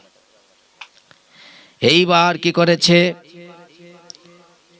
ভাবছেন চিরদিন কৃষ্ণ চিন্তায় ডুবে থেকে এই বাক্যের সত্য তো কোথায়? চিরদিন আমি সব ভুলে যে কৃষ্ণ চিন্তায় নিজেকে ডুবিয়ে রেখেছি, কিন্তু ভগবান বলল যে কথা সে কথা তো সত্য আমি দেখছি না। ভগবানের প্রতি ক্ষোভ আর অভিমানে তাকে পেয়ে বসেছে। সে রেগে গিয়েছে। এখন অর্জুন মিশ্র সহ্য করতে পারছে না। তিনি মনে মনে ভগবানের উদ্দেশ্য করে বলতে থাকলেন, এমন মিথ্যা কথা বলার কি দরকার ছিল প্রভু? আরে তোমার আমি আরাধনা করি, তুমি মিথ্যাবাদী। আমি সব সময় তোমার চিন্তা করি, তোমার চিন্তা বই আর অন্য কিছু চিন্তা আমার মনের মধ্যে নাই। আর তুমি বলছো অনন্য চিত্তে যে আমার ভজনা করে আমি তার সব দায়িত্ব আমার। এইবার তার কি হয়েছে? ক্ষোভ হয়েছে। আমি তো সারা জীবন ধরে তোমাকেই আশ্রয় করে বসে রয়েছি। হরে কৃষ্ণ। আমরা কাকে আশ্রয় করেছি? গুরুদেবের, গুরুদেবের কাছ থেকে দীক্ষা দিয়ে নেওয়ার পরে কাকে আশ্রয় করে আছি? ভগবানকে, ঠিক কিনা? কিন্তু ভগবানকে আশ্রয় করলে ভগবানকে পাওয়া যায় না। গুরু দাস্য হলে তবে ভগবানকে লাভ করা যাবে। আমাদের জায়গাটাকে অনুভূতি করুন, বুঝেছেন? আপনাদের আগামী দিন আমি যেখানে পাঠ করছিলাম, আপনাদের গুরু পাঠ ওনার সঙ্গে দর্শন হলো, উনি বসে খুব আলোচনা হলো, ভালো লাগলো, খুব ভালো মানুষ। তো এখন সঙ্গে সঙ্গে কি করলেন? বলছে আমি সারাটা জীবন তোমার স্মরণ মরণ করছি, তোমাকে আশ্রয় করে রয়েছি, তোমাকে ছাড়া আমি আর কাউকে চিনি না, জানি না, তথাপি সারা জীবন দুঃখের ভার বহন করে বেড়াচ্ছি। আমার গৃহের আচ্ছাদে শত শত ছিদ্র রয়েছে। আমার যে গৃহটা, তার প্রত্যেকটা জায়গায় তাকালে সেই সূর্যের আলো বা চাঁদের আলো দেখা যাবে, শত ছিদ্র বাড়ি। সামান্য বৃষ্টিতেই ঘর একবারে জলময় হয়ে পড়ে। অনশন, অর্ধ শনে, জীর্ণ শীর্ণ দেহ, আর্ধেক দিন খেতে পায়, আর্ধেক দিন খেতে পায়। রাগ হবে নি? এবার বললেন, অথচ মুখে তোমার বড় বড় বুলি। অর্জুন বিশ্বের রাগ, আমি সারা জীবন তোমাকে আশ্রয় করেছি, আমার ঘর নাই, বাড়ি নেই, পরের পোশাক নাই, আর এত বড় বড় তোমার বুলি, তুমি নাকি অনন্য চিত্তে যে তোমার স্মরণ করে তার নাকি সব দায়িত্ব করো। এইবার রয়েছে অর্জুন মিশ্রের বুকে মধ্যে খুব জ্বালা যন্ত্রণা। ভগবানকে কি করেছে, মনে মনে এইসব বলছে, যে তোমার ভজন করে অপ্রাপ্ত বস্তু সংগ্রহ করে তুমি তাকে দাও। তোমার কথা যে কতখানি সত্য আমি তার নিজেই প্রমাণ। আমার এই অবস্থা দেখে তোমার কি এতটুকু দয়া হয় নাই? তবুও তুমি নাকি কৃপার সিন্ধুর দয়ার ভগবান। অর্জুন মিশ্র মনে মনে চোখের জল পড়ছে, আর বলছে ভগবানের দিকে তাকিয়ে তাকিয়ে বলছে যে প্রভু, তুমি নাকি করুণার সাগর, দয়ার সাগর, তাহলে তুমি আমার প্রতি কি করুণা করলে, কি দয়া করলে? আরে আমি নিজেই তো সাক্ষী, তোমার ওই গীতার কথাটা যদি সত্য হতো তাহলে তো আমি সবসময় তোমাকে ওই আর কিছু জানি না, তাহলে তুমি আমাকে কি দিলে? তুমি আমার প্রাপ্য দুর্ব রক্ষা করবার জন্য নিজ দায়িত্ব নিয়েছ। বলো তো ঠাকুর, তুমি আমাকে কি দিলে আর আমার কি রক্ষা করলে? ভক্ত এইরকম, জানেন তো। নানা গীতার এই বক্তার এই লেখা ঠিক হয়নি। গীতার যিনি বক্তা, এই লেখাটাকে তিনি ভুল করে লিখে দিয়েছে। এ কথা বলেই তিনি রেগে ক্ষোভে কি করলেন, দৃঢ় হস্তে একটি শ্লোকটিকে সামনে পড়ে থাকা কলমটি দিয়ে সজোরে 2-4 বার ধরে তিনি কেটে দিয়েছে। বলে এটা যে লিখেছে, যিনি বক্তা, ও বক্তা মানে লিখতে গিয়ে মানে ভুল করে এটা লিখে দিয়েছে। আর এই শব্দটা যদি আমার মতো কেউ আবার পড়ে তারও কষ্ট হবে, তার থেকে ভাই লিখে দিই, কেটে দিই। কি মনে মনে খুব কিছুটা প্রশমিত করে সেই দুর্যোগে ভিক্ষায় বের হতে শুরু করলেন ব্রাহ্মণ। যখন বৃষ্টিটা যখন থেমে গিয়েছে, এখন ভিক্ষায় তো যেতে হবে, ঘরে তো 3 দিন কোনো কিছু জুটে নাই, অনেক বেলা হয়ে গিয়েছে, তথাপি ব্রাহ্মণ ভিক্ষা করে ফিরে আসছে না। ব্রাহ্মণ যেই ভিক্ষায় গিয়েছে, ব্রাহ্মণই অপেক্ষা করছে কখন আমার স্বামী অর্জুন মিশ্র আসবে, বাড়ি ফিরবে, আর সেই ভিক্ষার প্রদত্ত বস্তু রন্ধন করে ভগবানকে নিবেদন করবে। ঘরের দেওয়ালে পথপানে চেয়ে থেকে দাঁড়িয়ে আছেন সেই ব্রাহ্মণী। ঘরের বাইরে দাঁড়িয়ে দাঁড়িয়ে দেখছে কখন পথের দিকে কখন স্বামী ফিরে আসবে। বৃষ্টি তখনও গুড়ি গুড়ি কিন্তু পড়েই যাচ্ছে, বৃষ্টি থামছে না, থামার নামও নেই, যা সেই শুরু করেছে একবারে গুড়ি গুড়ি চলছে। এখন তার স্বামী ফিরে আসবে, নানা দুশ্চিন্তায় কাতর সেই অর্জুন মিশ্রের স্ত্রী। হঠাৎ কোথা থেকে মাথায় 2টি ঝুড়ি নিয়ে 2জন কিশোর এসে হাজির হয়ে ব্রাহ্মণের দরজায় এসে বললেন, মা, ও মা, কেউ গৃহে রয়েছ? মাথার এই ঝুড়ি দুটো আগে নামাও, খুব ভারী লাগছে, এই ভার আর সহ্য করতে পারছি না। ব্রাহ্মণী বেরিয়ে এসে দেখছে সেই ভুবন ভোলানাথ কিশোর 2জন, মাথায় বড় বড় ঝোড়া, আর সেই ঝোড়ার মধ্যে প্রয়োজন যত দ্রব্য সব দ্রব্য নিয়ে আসছেন ওই কৃষ্ণ এবং বলরাম বালক রূপ ধারণ করে। আচ্ছা আমি বলি, আজকে যে আমরা যে বাড়িতে অনুষ্ঠানে আসছি, আচ্ছা ভগবান কি মাথায় করে দিয়ে যায়নি? কিন্তু তবুও মনে করে যে আমি করছি। আচ্ছা যেই বাবু আজকে এই অনুষ্ঠানটা করছে, এই বাবু আসার দিন কি ঝোড়াই করে মাথায় করে এখানে কিছু নিয়ে আসছিল? খালি হাতে আসছে, আবার খালি হাতে যাবে। ভগবান কিন্তু যেদিক দিয়ে ঝোড়াই করে দিয়ে গেছে বলে আজকে এই বাড়িতে ভগবান ভক্ত এবং পাড়া প্রতিবেশী সেবার ব্যবস্থা হয়ে যাচ্ছে। কি ঠিক কিনা বলেন? এখন এইভাবে কি করেছে, সেই ঝড়া মাথায় রয়েছে। এখন বলছে, ও মা, এই ঝড়া দুটি আগে নামাও, খুব ভারী লাগছে। ব্রাহ্মণী বললেন, তোমরা কাদের বাড়িতে যাবে গো? কে তোমরা? আমি তো তোমাদের ঠিক চিনতে পারছি না। আর সত্যিই তো, ভগবানকে চেনা এত সহজ নাকি? কি আরে, ভগবানকে চেনা এত সহজ? ভগবানকে দেখছেন? কে এখানে কেউ আছে ভগবানকে দেখছেন? তোর ভগবানকে দেখিনি নাকি? প্রত্যেক দিন ভগবানকে দেখি, আর ভগবান তো তোমার মধ্যে বসে আছে, তুমি তাকে দেখছো নাকি? ভগবান তো সর্বজীবের মধ্যে বসে আছে, আবার ভগবানকে দেখিনি। বলো, ভগবানকে আমরা দেখছি, প্রকৃত তার স্বরূপটা যে আমার ভিতরে আছে সেটাকে দেখতে পাই নাই। তিনি যে আমার মধ্যে আছে, ওর মধ্যে আছে, আমরা সেটা বুঝতে পারছি, কিন্তু তার স্বরূপ রূপটাকে আমরা ধ্রুব প্রহ্লাদের সামনে যে রূপ নিয়ে দাঁড়িয়েছিল সেই রূপে দর্শন করতে পারি না। বলে, আদ্যপি সেই লীলা করে গৌর রায়। এই আসনে বসে বলছি, কোন কোন ভাগ্যবান জীব এই কলিযুগে দেখিবারে পায়, কিন্তু আমার মতো মূর্খ লোক হলে কি হবে? বলে দিবে, লোক জানে, বলে দিলে খুব ভালো হবে, লোক শুনে বিশ্বাস করবে, তাহলে ভাগবতে মানুষ একবারে ভাগবতকে আশ্রয় করবে। বলে, সারা জীবন মানুষকে বিশ্বাস জোগাতে পারবে না। এই মানুষ এমন একটা ভগবান সৃষ্টি করছে, প্রত্যেকটা জীবের মধ্যে সব দিকের ধূর্ত খারাপ হচ্ছে মানুষ, শুধু প্রয়োজনটাই, নিজের সুখটাই বোঝে, আর অন্যের কিছু দেখে না। সবাইকে অল্পতে খুশি করা যায়, কিন্তু মানুষকে জীবনে কেউ খুশি করতে পারবে না। আমার এই পাঠ করার মুখ্য বিষয় ছিল যে আমি পাঠে যেগুলো লুকোনো আছে সেগুলো লোকের কাছে বলে দেব, সবাই শুনে ওই পেশাদারিগুলোকে কাটবে, আর যারা ভাগবত মেনে প্রচার করে সেই সব জনগুলোকে গ্রহণ করবে। আমি বুঝে নিচ্ছি আরও বেশি করে তাদেরকে ডাকবে, তাদেরকে দিয়েই চলবে জগৎ, হবে না। মহাপ্রভুর সময় যে 13টা অপসম্প্রদায়কে মহাপ্রভু কেটে দিয়েছিল না, সেই অপসম্প্রদায় 13টা মানে এমন গজি উঠছে, এই আসনে বসে বলছি ভয়ে আমরা লুকিয়ে যাবে, এরপরে হবে না। এখন কি হয়েছে, সেই ব্রাহ্মণী বলছে, শোনো, তোমরা বুঝি ভুল করে এখানে এসেছ, আমি তোমাদের চিনতে পারছি না। সুন্দর চেহারাযুক্ত বালকদের দেখে মনে বাৎসল্য স্নেহ ভরে উঠেছে ব্রাহ্মণীর। বাৎসল্য স্নেহ কাকে বলে জানেন?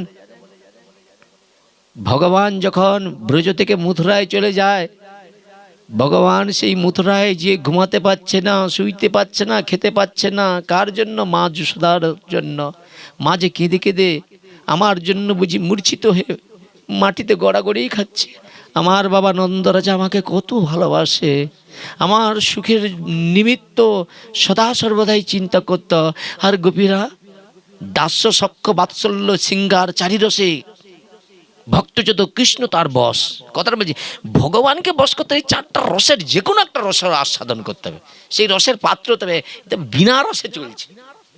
এই জন্য আমি আজও কিন্তু সেই রসের পাত্র পাইনি, এবার আমি আমার রসে আস্বাদন করবো ঘরে বসে। আমি অনেক খুঁজছিলাম যে এইরকম রসপাত্র দরকার, যারা এই রসটাকে আস্বাদন করে পরম তৃপ্তি লাভ করবে, আর তৃপ্তি লাভ করে ব্রহ্মাকে গালি দিবে গোপীদের মতো, হে ব্রহ্মা, তুমি সৃজন করতে পারো না, দিয়েছ মাত্র 2টি নয়ন, তা সেই নয়নে কি দেখব মই? কোটি নেত্র নাহি দিল কেবল 2, এই নয়নে শ্রীকৃষ্ণ কি দেখিব মুই? তাই কোটি নেত্র দরকার, কোটি কর্ণ দরকার, কোটি বদন দরকার, তবেই তোমার রূপ আস্বাদন করা যাবে। তো এতে কি হবে? সুখ্যা কি বাবা? এই সুখ্যা থেকে কিচ্ছু হবে নি, আস্বাদনটা ভিতরে ভিতরে করতে হবে। আর আমার তো সুখ্যা লোকের সঙ্গে বললে আমার আস্বাদনে আনন্দ হয় না, বিহল হয়ে যেতে হবে, তবেই তো আনন্দ রস আস্বাদন হবে। এই জন্য বহিরঙ্গ নিয়ে প্রভু করে নাম সংকীর্তন, অন্তরঙ্গ নিয়ে প্রভু করে প্রেমাস্বাদন। প্রেমিক মানে কি? বিবাহরে হয়ে যাবে, ক্ষুধা নিদ্রায় ডুবে যাবে, উড়ে চলে যাবে তার কাছ থেকে, তবেই মনে হবে যে হ্যাঁ সত্যি আনন্দ হচ্ছে, আমারও হচ্ছে না কি। এখন সঙ্গে সঙ্গে কি হয়েছেন জানেন? সেই অপূর্ব সুন্দর রূপ দেখে বাৎসল্য স্নেহ জেগে গিয়েছে। আর সে ভাষা আমার প্রাণ গোবিন্দ মথুরায় যে খেতে পাচ্ছে না, ঘুমাতে পারছেন না, উদ্ধবকে ডেকে বলছে, উদ্ধব যা, আমার পিতা মাতা কটা বাজছে বিশ্রাম করে দিতে বললে আমি করে দেবো, আমার কোনো দুঃখ নেই, আমি কারো যন্ত্রণার আর প্রতীক মানে জীবনে অনেক কষ্ট দিয়েছি বৈষ্ণবগণকে, এত এত অপরাধ করছি, আমি জানি কোটি জন্মেও যদি আমি হরিনাম করি বাঁচার কোনো উপায় নেই, এই পাঠ করে করে হ্যাঁ যেটা সময় আমি অসময় করে দিই, আর করবো না জীবনে, হাত জোড়ো করছি, ক্ষমা করেন আমাদের। কি এখন সময় জ্ঞান আমার অনেক বাড়াতে হবে, বুঝেছেন কি? কেন দেখুন, যে দেহটাই তো আগে, কি আত্মাটা তো আগে নয় রে বাবা, কি আরে আত্মা, আত্মা আগে না দেহ আগে? আমরা দেহটাকে ভালোবাসি কিন্তু আত্মাটাকে ভালোবাসি না, পাখির খাঁচাকে ভালোবাসি পাখিকে ভালোবাসি না। কিন্তু পাখির খাঁচাকে যদি আপনি সুন্দর করে ধোয়া মাচা করে বেশ ভালো করে রং করেন আর পাখিকে খেতে না দেন, তদ্রূপ আমি ওই জায়গায় নেই বাবা, অনেক ভুল করে দিচ্ছি। যা বলবে সঙ্গে সঙ্গে বিশ্রাম, আমার কোনো রাগ নেই, কিচ্ছু জানি না। হ্যাঁ, এই জায়গায় দাঁড়িয়ে কি হয়েছেন, যখন উদ্ধবকে ভগবান ব্রজে পাঠিয়েছে, নন্দ যশোদা কি করলেন, কৃষ্ণের সেই বাৎসল্য প্রেমরস মহিমা যখন শ্রবণ করছে, কথা বুঝার চেষ্টা করুন, উদ্ধবের বদন থেকে যখন মা যশোদা নন্দরাজা কৃষ্ণের কথা শ্রবণ করছে, মায়ের স্তন থেকে, যশোদা মায়ের স্তন থেকে এমনি বাৎসল্য প্রেমরস এমনি দুগ্ধ ক্ষরণ হয়ে যাচ্ছে। কথা হরি কথা শুনতে শুনতে কারো হয়? হরি কথা শুনবে নাকি? এরা হরি কথা শুনে হরি চরণ পাবে। প্রকৃত যদি এই সেই রসের পাত্র হয় না, তার বুক বুঝে যাবে। কোথায় আছেন আপনি, কোথায় আমরা আছি কি বাবা? সেই রসটাকে অনুভব করলে এমনি এসে যাবে আপনার ভিতরে। ওই যে বললেন না, আমরা প্রণাম করি কিন্তু প্রণামের মন্ত্রটাকে উপলব্ধি করি না। যখন আমার বৈষ্ণবকে প্রণাম করি তখন কি বলি, বাঞ্ছা কল্পতরু ভেষ্য। কল্পতরু শব্দের অর্থ জানো? সেই বৃক্ষ, কল্পতরু বৃক্ষ, যে যা চাই তাই পায়। তাহলে বলছি আমরা প্রণামটা কিন্তু মাথায় ঢুকাতে পারিনি। বাঞ্ছা কল্পতরু ভস্য কৃপা সিন্ধুব্য এ বচ। কৃপা মানে আমার মতো অধমকে আপনি কৃপা করার জন্য এখানে আসছেন। কৃপা সিন্ধুব্য এ বচ পতিতানাং পাবনেভ্য বৈষ্ণব। আমি পতিত, আপনার পরশে এই পতিত নদীর যেন জল জল একবারে জোয়ার ভাটা যেন একবার ভরে উঠে যায়। কোথায় হলো? তাদের হরি কথা শুনে যদি হৃদয় না যদি জোয়ার ভাটা হয়, তো কি হরি কথা শুনলো, কি সে কোথায় পাবে? আর সেরকম ভক্ত আছেন কি শুনেছি 24 পরগনা, আমার তো দুর্ভাগ্য সেসব যাই না। বলে সারা রাত হরি কথা শোনার জন্য তাদের একজন চলে গেলে আরেকজন ভাববে যে এই তো এত রাত্রি হয়ে গেছে, একজন চলে গেছে, বলে যে যার যে কীর্তন দলকে ভালোবাসে ঠিক সেই সময় তার শ্রোতা ততটাই আবার কাঁড়ি হয়ে যাবে, জানেন তো? সারা রাত সারাদিন চলছে, যে যার শ্রোতা সে তার আছে। বলে সব হরি কথা, বলে উলুটা যে পড়বে, বলে সেই উলু বলে মাইক সেটের থেকেও বেশি আওয়াজ। আর আমাদের এখানে উলু তার নাই, জোর করে যদি নিতাই করে কেন হাত তুলতে বলে, রে ঠান্ডা কে ভাব নাইলে ভিতর থেকে নিতাই গৌর প্রেমানন্দে হরি বলে আসবে না। ওই বললে আসবে, আর যখন আপনার প্রকৃত ভাবের উদয় হবে, যখন আপনি আর নিজেকে সহ্য করতে পারবেন না, তখন আপনা থেকে এই নিতাই গৌর বেরিয়ে আসবে। সেটাও দেখা যায়নি, দুর্ভাগ্য, সেটাও দেখতে পাইনি আজকে। আর কি বলবেন এরপরে? বলবেন যে শ্রীকান্ত তুমি আমি আর আমার আর কিছু বলার বাকি আছে, সেটাও দেখতে পাইনি। তুমি কি করে বুঝাবো, আর কি বলবো আমি, আর কি করব? দেখুন একটা কথা বলি, ভালোবাসাটা কেমন জানেন তো? ওই আপনি যাকে দেখেননি তার কথা শুনতে শুনতেই তাকে ভালোবাসা হয়ে যায়। তাদের আমরা ভগবানকে দেখেছি, গুরু বৈষ্ণবের বদন থেকে ভগবানের মহিমা লীলা কথা শ্রবণ করেছি। ওই মেয়ে ছেলেটা যে আপনাদের উপযুক্ত, ওই উপযুক্ত মেয়ে সেই তার বাবার মুখে শুনে নিয়েছে যে ছেলেটার ঘর আছে, বাড়ি আছে, ব্যাংক আছে, ব্যালেন্স আছে, কি সুন্দর ব্যবহার। ওই মেয়েটা বাবার কথা শুনেই না কখন সেই কন্যাটা বাবা কথা শুনে মেয়েটা সেই সন্তানটাকে ভালোবেসে ফেলেছে। তদ্রূপ আপনারা যদি হরিকথা শুনতে শুনতে গোপীদের মতো গোবিন্দকে ভালোবাসেন আর গোবিন্দর সেই কুঞ্জে না যাওয়ার আশা করেন, তাহলে কোনোদিন আর গোবিন্দর সঙ্গে জন্মে আর মিলন হবে না গো। ঠিক আছে, মিলন আমি কেন, মোর 14 পুরুষ আইলে মিলাতে পারবো না? পারবো। আস্বাদন হবে যে গোপীরা যদি ভগবানকে তাদের কুঞ্জে থেকে তাদের সেবা করতে পারে, তাহলে আমি যদি এতদিন ভজন করছি, আমিও একদিন না একদিন ভগবানের ডাকে আমার গৃহকুঞ্জে ভগবানের জন্য সাজিয়ে অপেক্ষা করে রাখবো, ফুলের মালা বানিয়ে। প্রভু আসবে, তাকে আমি চন্দন চর্চিত করে তাকে পরিয়ে আমি আমার নারী জীবনটাকে সার্থক করব। আমি যেই রসে, কেউ বাৎসল্য রসে, কেউ সিঙ্গার রসে, কেউ দাস্য রসে, কেউ যেই রসের পাত্র সেইভাবে ভগবানকে খুঁজবে। কি তো কারেন্ট তো চলে গিয়েছে, আমার অবস্থা খারাপ। আসছে কিন্তু দেখা যায় না কেন? না দেখা যায় না কেন? আরে একটু লাইটের ব্যবস্থা করে দাও, লাইটটা জ্বেলে দাও। দেখতে তো পাই নাই, অন্ধ হয়ে গেছি। এরপরে আর মাইক ঠিক করে পার্টস বিশ্রামের জায়গায় এসে গেল আবার মাইক। কারেন্টটাকে ঠিক করে দাও, কারেন্ট এখানে আছে। কারেন্টের লাইটটা জ্বেলে দাও, লাইটটা জ্বেলে দাও। তো এখন কি হয়েছেন মা, খুব মন দিয়ে শুনেন।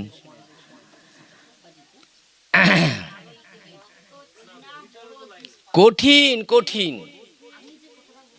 এগুলো না নিতে পারলে। দেখুন আরেকটা কথা বলি, আমার আরেকটা কথা বলি। না না না একটা কথা বলি মা, কিছু মনে করো না।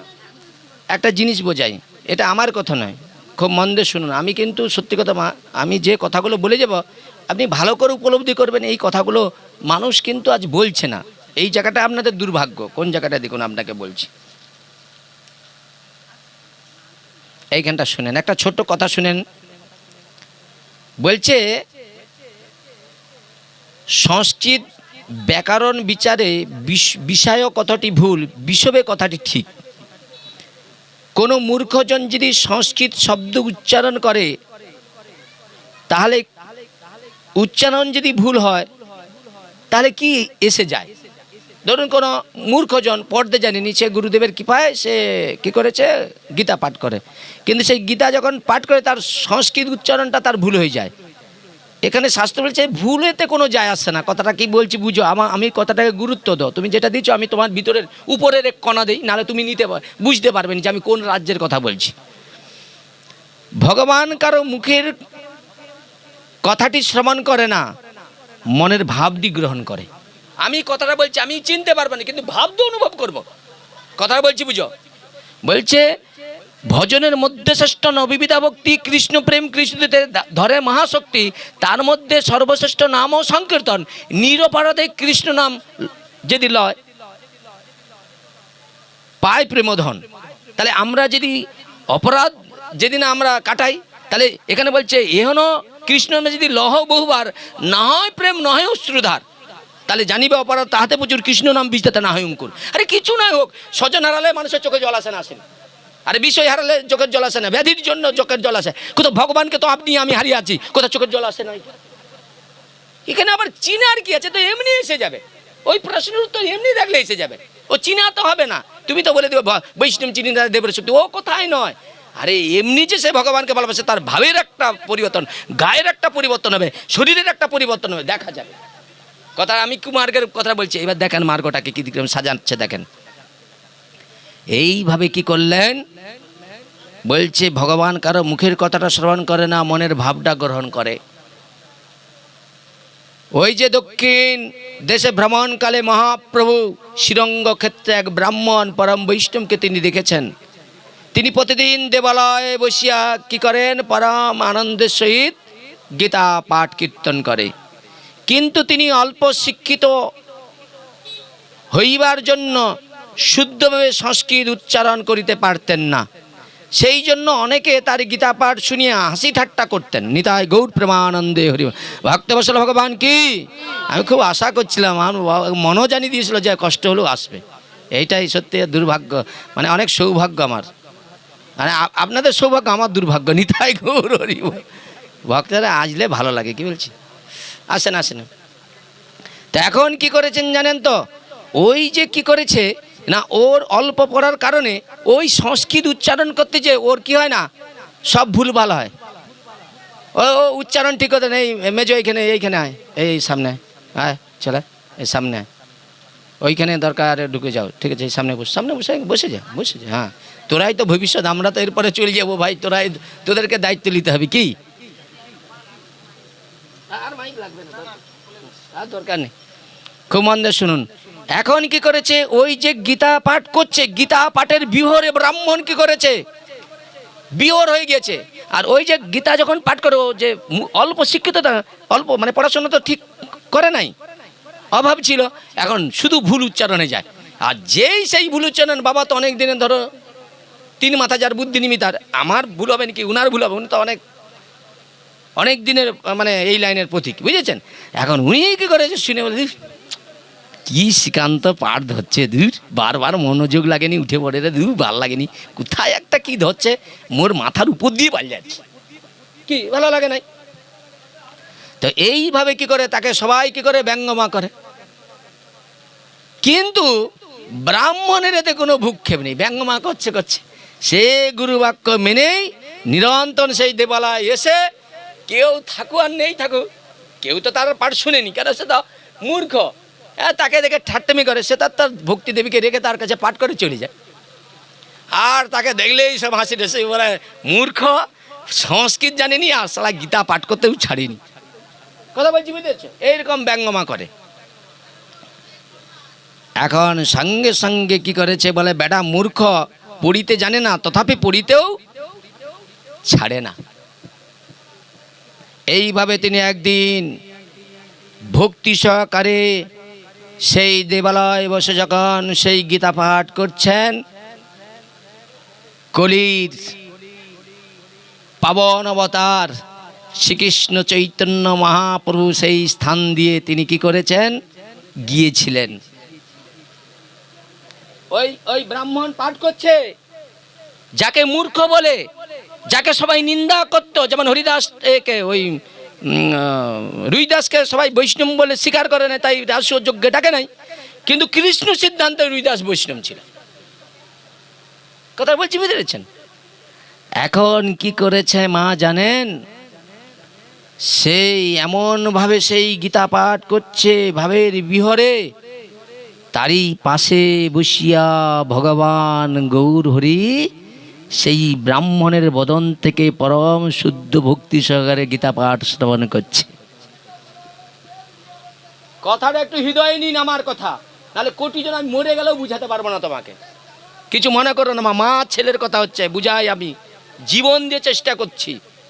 দেখেন, মহাপ্রভু স্বয়ং এসে গীতা পাঠের আসনে বসেছে, আর দেখিলেন পাঠ করতে করতে ব্রাহ্মণ বিসম্বিত হয়ে কখনো আনন্দে ক্রন্দন করছে, পুলাকাশ্রু কম্পন সেদ যাদব পাঠন দেখি আনন্দিত হইল মহাপ্রভুর মন।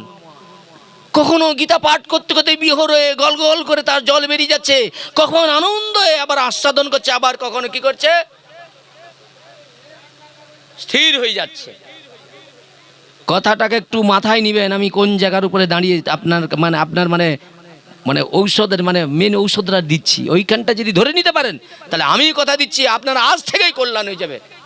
আমাকে পাঠক জ্ঞানে না, পুত্র জ্ঞানে দেখুন, তাহলে আপনার কাজ হবে। পাঠক দেখলে জীবন হবে নি, তাহলে আপনার মনে হবে শ্রীকান্ত অহংকারের বিষয়ে আমাকে ছোট করার জন্য বলছে। না মা, আমি কোন জায়গাটায় ধরাচ্ছি দেখেন। ব্রাহ্মণ গীতা পাঠে সমাপ্ত হইল। মহাপ্রভু জিজ্ঞাসা করলেন, হে ব্রাহ্মণ, আপনি গীতার কোন অর্থ জানিয়া এমন সুখ লাভ করো? তুমি গীতার কি এমন অর্থ অনুধাবন করেছো, এত তোমার আনন্দ হয়, এত আনন্দ তোমাকে দেখছি? এতক্ষণ ব্রাহ্মণ সাত্ত্বিকভাবে বিভাবিত ছিলেন। পাঠ হলে সাত্ত্বিক স্তরে চলে যেতে যাবে, এই জড় দেহতে থাকলে পাঠ হবে না, এই দেহ দিয়ে ভগবানকে ডাকলে হবে না, এটা কামনার দেহ। তাই তুমি যখন পাঠ বসবে, স্বয়ং গুরুদেবকে ডাকুন, ভজন করবেন গুরুদেবকে ডাকুন, গুরুদেব তোমাকে সেই সাত্ত্বিক দেহটা দিবে। তোমার বদন থেকে হরিকথামৃত শ্রবণ করে একজন দেখবে গল গল করে চোখের জল বেড়াচ্ছে, ও কি হারাইছে, ও কি হারাইছে, ওকে যদি জিজ্ঞাসা করে তোমার চোখের জল কেন, তুমি কি হারাইছো, চোখের জল কেন, ও বলবে আমি ভগবানকে হারিয়েছি, পাঠক সেটা আমাকে বুঝিয়ে দিয়েছে বলে এখন মনে মনে চিন্তা করছে এই সংসারে থেকে কামনা বাসনায় পড়ে কৃষ্ণকে পাবো তো, ওই দুঃখেই কাঁদছি। আর আমার মতো যদি মূর্খ পণ্ডিত হয়, বলবে ওটা ভিকের চোখের জল। ওগুলো কি কান্না নাকি? ওগুলো তো এমনি, ওগুলো পাঠ করে লোক দেখানি কান্না। কথা লোক দেখানি আমি 100 টাকা দেবো চোখের জল বার করতে, এক্ষুনি দেবো, কথা এক্ষুনি বলো পাঠে। কিন্তু ওই মেয়েটা যদি পাঠে ভাবে বিভোর হয়ে যায় না, ওর এমনি থেকে গোল গোল করে চলে আসবে। ও পয়সা দিতে লাগবে না, অমৃতাঞ্জন দিতে হবে, চোখে মাথায় দিতে হবে, এমনি বেরিয়ে আসবে। অনেকে মনে করে আমাদের হাত পাত শুঁকে দেখে, মানে অমৃতাঞ্জন লাগানাই দেয়, মানে ঘষে দেয় বলা হয় চোখে টোকে, হয়ে বেরিয়ে যায়। কথা বলছি বুঝেন? দেখুন মা ভগবান কি করলেন দেখলেন, সেই ব্রাহ্মণ সাত্ত্বিকভাবে বিবাহিত ছিলেন, সেই জন্য মহাপ্রভুকে তিনি দেখতে পান নাই। তার সামনে যে শ্রোতা বসে আছে মহাপ্রভু সেটাও জানতে পারেনি। একটা দৃষ্টান্ত দেই আপনাদের। একজন কি করছেন জানেন তো, মুসলমান কুলে জন্মগ্রহণ করেছে, ওদের নেমাজের সময় হলেও যেখানে সেখানেই কিন্তু গামছা বা কোনো কিছু বস্ত্র পেতে ওরা নেমাজ করে, হ্যাঁ কিনা বলে? আমরা হিন্দুদের কিন্তু ওইসব নাই। তারা কিন্তু জঙ্গলে থাকুক যেখানে থাকুক সে সঙ্গে সঙ্গে সে কাজটা করে। এইবার কি করেছে, যেই কি করেছে আসন পেতে সেখানে নেমাজ করছে, এক বার বনিতা, বুঝেছেন, সেই বার বনিতা কি করেছে, তার প্রিয়জনের সঙ্গে দেখা করবার জন্য তাকে যে সময় যেতে বলছে, সে অনেকটা লেট হয়ে গেছে বলে ও কি করছে, ছুটে যাচ্ছে। ওই যে যিনি নেমাজ করেছিল উনার পিঠের ওর পা দিয়ে ছুটে চলে গেছে। এইবার যখন ফিরে আসছে, ওই যে নেমাজগুলো ফট করে জড়িয়ে ধরেছে, এই দাঁড়াও, বাজে মেয়ে ছেলে, আমি এখানে বসে নেমাজ করেছিলাম আর তুমি আমার গায়ের উপরে পা দিয়ে চলে গেলে। তখন সেই বেশ্যা একটা জ্ঞান দিয়েছিল, বেশ্যা হলেও তাকে বেশ্যা বলবে না।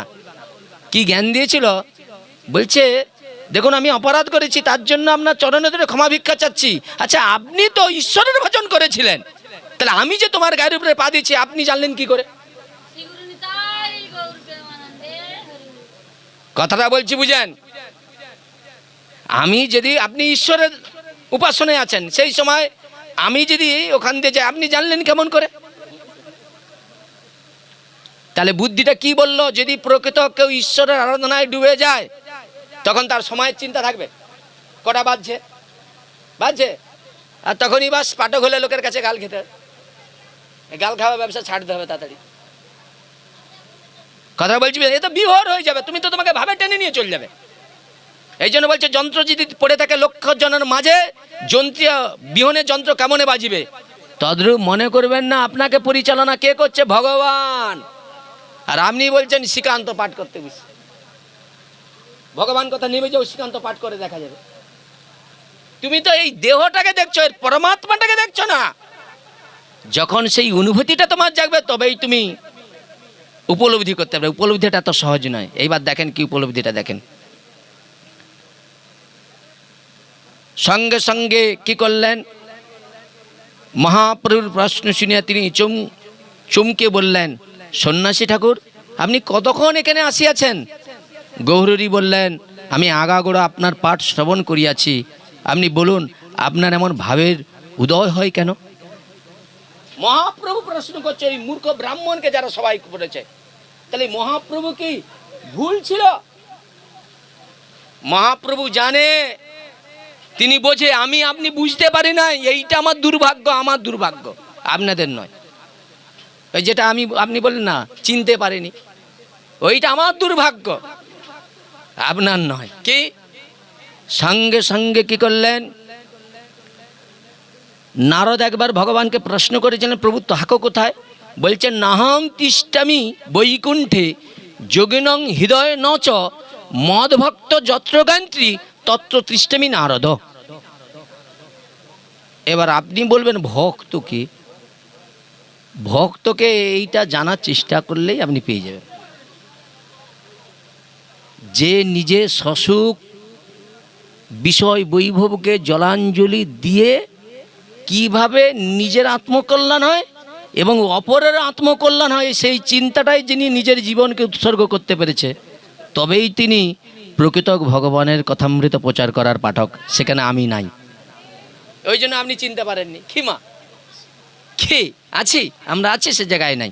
আমরা তো কি বলা যায়, এটা তো মানে কি জীবিকা, জীবিকা ছাড়া অন্য কিছু আছে কি আমার? শোনেন, মহাপ্রভু বললেন, এখন আপনি বলুন আপনার ভাবের উদয় হয় কেমন করে? এই যে তুমি গীতা পাঠ করতে করতে তোমার মধ্যে অনেকগুলো ভাব দেখেছি। ব্রাহ্মণ বললেন, প্রভু আমি অতি মূর্খ, শব্দের অর্থ জানি না, তাই গুরু আজ্ঞায় প্রতিদিন এই দেবালয়ে আসিয়া গীতা পাঠ করি, অনেক শব্দ আবার ভুল উচ্চারণ হয়ে যায়। মহাপ্রভু বললেন, তাহা হইলে এমন ভাব হয় কেন? ভুল উচ্চারণ তো আমি বুঝি, তা ভাবটা কোথা থেকে তুমি পাও?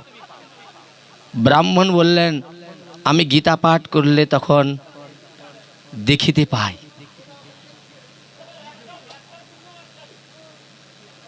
মহাপ্রভু বললেন, মহাপ্রভু প্রশ্ন করলেন, কি দেখতে পাও ব্রাহ্মণ? সমগ্র জীবে রথের সারথি শ্রীকৃষ্ণ, অর্জুনের রথের রজ্জু ধারণ করে ভগবান কৃষ্ণ সারথীর কর্ম করছে গো। আমি গীতা পাঠ করতে করতে এগুলো দর্শন করি।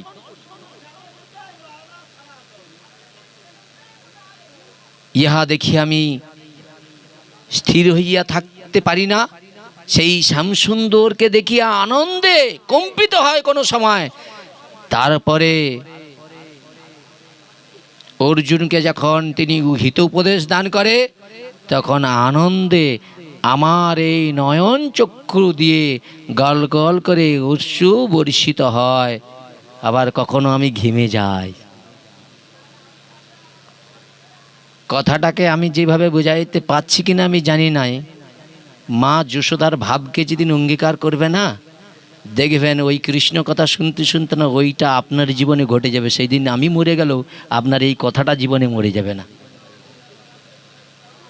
আমার এই দেহটা ধরছি মানে কি সত্যতা ছাড়তে হবে, কিন্তু এই কথাটা যদি সত্যতা ভগবান যদি কোনো দিন আমার গুরু কৃপা যদি থাকে, এই সত্য তোমাকে প্রমাণ না যদি ভগবান করাতে পারে, তাহলে আমি মনে করো বৃথা আমি এই লাইনে আসছি। আর আমিও চাই ভগবান তোমাকে হাড়ে হাড়ে যেন টের দেয় আজকে, তবেই মনে হবে যে ওনার বিশ্বাসটা পূর্ণরূপে হয়েছে। যেমন অর্জুন যুদ্ধের পূর্বে ভগবানকে উপদেশ করছে, হে সখা আমার বিপক্ষে কারা যুদ্ধ করবে, তুমি রথে নিয়ে চলো। ভগবান চাকরের মতো রথ টেনে নিয়ে যাচ্ছে।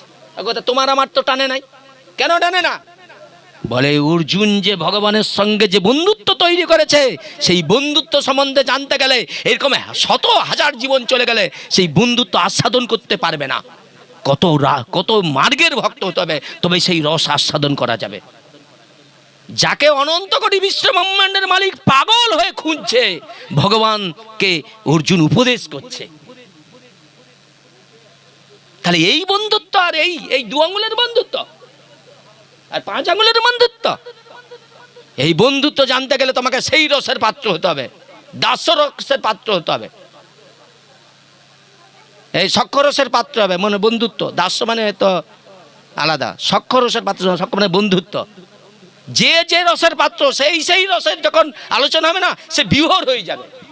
এই জন্য নববিধা ভক্তির 9টা যে অঙ্গ, 9টা অঙ্গের মধ্যে যদি শ্রবণটাই যদি কারো রুচি যদি প্রকৃত এসে যায়, সেই নদীটাই যদি জোয়ার ভাটা বন্ধ হয়ে যায়, হরি কথা শুনে জোয়ার ভাটা তৈরি করে দিবে। সাধু যদি প্রকৃত বক্তা যদি প্রকৃত হয় না, বাথরুমে বসে দিবেন, ওখানে হরি কথা বললে না ওই কান পাতলে ওখানে হরি কথা শোনা যাবে। এমন সাধুর ভারতবর্ষে আছে, আমি পারি না এই কথা ছাড়েন। কি মা, ভারতবর্ষের মাটি, এখানে বড় বড় সাধু মহাত্মা আছে বলেই আমি আপনি ভালোভাবে আনন্দে হরিভজন করছি। প্রেম সে বলুন তাই করতে আনন্দের। কি এইবার কি হয়েছেন দেখেন, সঙ্গে সঙ্গে কি করলেন, ভগবান রথ নিয়ে চলে গেছে। রথটা যুদ্ধের মিডিলে যেই থামিয়ে দিয়েছে, অর্জুন দেখছে এরা আমার আত্মীয় পরিজন, এদের সঙ্গে যুদ্ধ করে এই রাজসুখ দরকার নেই, তার থেকে বনে যে জঙ্গলে যে ফল পেড়ে খাবো, নাহলে ভিক্ষা করে খাবো। আচ্ছা, অর্জুন কিন্তু প্রকৃত ভক্তের পরিচয় দিচ্ছে, কিন্তু অর্জুন ভগবানের ভক্ত হলে কি হবে, আরেকটা বিশেষ কি ছিল, তিনি ক্ষত্রিয়, তার রাজধর্ম রক্ষা করার জন্য ভগবান এখন তাকে উপদেশ দিচ্ছে। এইখানটাই আসুন, রাজধর্ম। তাহলে আমরা যারা এখানে আসছি, আমাদের একটা রাজধর্ম আছে, ব্রাহ্মণ ক্ষত্রিয় বৈশ্য শূদ্র 4 বর্ণ আশ্রম। যদি কৃষ্ণ নাহি ভজে সকর্ম করিলে সে নরকে পড়ি মরে। বুঝেছেন? যে মহাপ্রভু কাশিতে যখন যাচ্ছে, মহাপ্রভুকে দেখেই সবাই ঠাট্টামি করা শুরু করেছে। কি বলছি, ব্যঙ্গ করছে মহাপ্রভু ভগবানকে। মহাপ্রভু বলে, আমি মূর্খ, তাই আমার গুরুদেব আমাকে নাম কীর্তন করতে বলেছে। বলে, সন্ন্যাসীর ধর্ম হয় বেদ পাঠ, করো কীর্তন। যখন তিনি কি করলেন, বৃন্দাবন থেকে কাশিতে এলেন, আর কাশিতে এসে তপন মিশ্র নাকি এরকম নাম ছিল, তাদের ঘরে যখন মহাপ্রভু পাঠ করবার জন্য আগণিত ভক্ত, কাশীর বড় বড় পণ্ডিত, যত বড় পণ্ডিত কাশীতেই আছে, সেই কাশীর পণ্ডিতরা হরিকথা শোনার জন্য এসেছেন। চৈতন্য মহাপ্রভুকে দেখে তারা কি করলেন, আসন থেকে উঠে থরথর করে কাঁপছে তার প্রথম দর্শনে। তারপরে তারা কি করলেন, যেই মহাপ্রভুর সেই অপ্রাকৃতক সেই মাধুর্য ব্রজরসের কথা শুনছে, সেই বড় বড় পণ্ডিতরা মহাপ্রভুর চরণে পড়ে তারা সব ব্রহ্মত্বকে হারিয়ে বৈষ্ণব ধর্মকে আশ্রয় করেছে। সে জায়গায় তো আপনার তো বৈষ্ণব ধর্মে আশ্রয় করে নিয়েছেন, তাহলে আপনার তারপর আর ভয় নাই। কি কথাটা বোঝার চেষ্টা করুন। সঙ্গে সঙ্গে ভগবান অর্জুনকে বললেন, শোনো অর্জুন, যুদ্ধক্ষেত্রে কারো পা ভেঙে গেল, হাত ভেঙে গেলে যুদ্ধে তবু জয়লাভ করা সম্ভব, কিন্তু অর্জুন প্রথমেই তোমার মন ভেঙে গেছে। ক্ষত্রিয়, তোমার যুদ্ধ করা কর্তব্য। এখন তোমাকে একটা কথা বলছি, শোনো। বলে, কি? বলে, দেখো, তুমি পণ্ডিতের মতো কথা বলছো আর কাজটা করছো কিসের মতো? কাজটা তোমার পণ্ডিতের মতো নয়, কথাগুলো পণ্ডিতের মতো। ক্ষত্রিয় ধর্ম তুমি রক্ষা করছো না। এই শোনো অর্জুন, আমি না গীতার জ্ঞান প্রথমে সূর্যকে দিয়েছিলাম। সূর্য তার পুত্র মনু, তার মনুপুত্র ইক্ষাকু, গুরু পরম্পরায় সেটা ছিল। কালের সঙ্গে সঙ্গে সেটা সব ধ্বংস হয়ে গিয়েছে। এখন অর্জুন, তুমি আমাকে গুরু মনে করো, আমি তোমাকে শিষ্য মনে করছি, আমি সেই তত্ত্ব তোমাকে উপদেশ করব। যেই এই কথা বলেছে, অর্জুন হাসতে লাগছে। কৃষ্ণ পাগল, এছাড়া আর কিচ্ছু নাই। হাসবে নি? বলে, দুজন সমবয়সী, তদ্রূপ আমার ভিতরে যে আত্মাটাকে তুমি তো মনে করছো যে এটা শ্রীকান্তর দেহ, এর আত্মাটাকে তুমি উপলব্ধি করতে হবে আগে। এই দেহটাকে উপলব্ধি করলে হবে না, আত্মার উপলব্ধিটা দরকার। কথা বলছি, বুঝতে পেরেছেন? সেটা তো আমাদের উপলব্ধি হয় না। আমরা সর্বজীবের মধ্যে সমদর্শিতা নয়, সর্বজীবের মধ্যে কৃষ্ণ রয়েছে, সেই উপলব্ধিটা হলো সাধুত্ব। সঙ্গে সঙ্গে কি করেছেন জানেন? হাসতে শুরু করেছে, সখা তুমি পাগল। আরে তোমার জন্ম আমার জন্ম তো একই সঙ্গে হয়েছে, তা সূর্যকে তুমি বললে কি করে? ভগবান মাথায় হাত দিয়ে মনে মনে চিন্তা করল, আরে অর্জুন আমার সখা বন্ধু হয়ে আমার স্বরূপ তত্ত্বে তার এত অবগত, তাহলে অর্জুন আমার অন্তরঙ্গ শিষ্য, পরম ভগবত ভক্ত, তাহলে এখন অর্জুনকে আমার সত্যিকারের পরিচয়টা বোঝাতেই হবে। কেন? অর্জুনের মাধ্যম দ্বারা তো জগতে প্রচার করব। তাই মহাপ্রভু চলে গেলে কি, মহাপ্রভু কোনো জনকে রেখে দিয়ে গিয়েছে। কথা বলছি, বুঝেছেন? এখন সঙ্গে সঙ্গে কি হয়েছে না, ভগবান মনে মনে চিন্তা করলেন, অর্জুন তুমি আমার স্বরূপ চিনতে পারবে না এই নয়ন দিয়ে,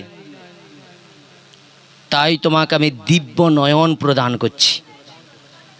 একে চন্দ্র, দুয়ে পক্ষ, তিনে নেত্র আছে না? তো তিনের নেত্রটা কোথায় দেখান? নেত্রটা কথা, তিনের নেত্রটা কথা। আরে গুরুদেব যে দিয়েছে এইটাই তিনে নেত্র। হে ভগবান, ছিলাম সংসারে, এখন বৈরাগ্যকে আশ্রয় করেছি, কিন্তু সেই বৈরাগ্য গোপীদের মতো হচ্ছে না কেন? দেহ পেয়েছি, ভাব পাই না, প্রেম পাই না, ভগবানের সুখের জন্য যে করণীয় সেটাই এখন আসছে না। কথা বলছি, বুঝতে পেরেছেন? আরে তোমাদেরকে যে মায়া পেট ধরছে, গোপীদের কি মায়া ছিল না? তাহলে তারা কি করে মায়াকে কাটছে সেটা জিজ্ঞাসা করো আগে। তারা সদা সর্বদাই কৃষ্ণ চিন্তা করেছিল বলে মায়া তাদের স্পর্শ করতে পারে না।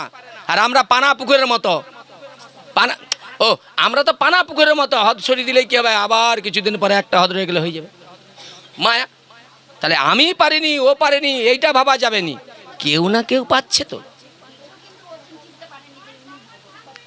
এইবার কি হয়েছেন শুনেন।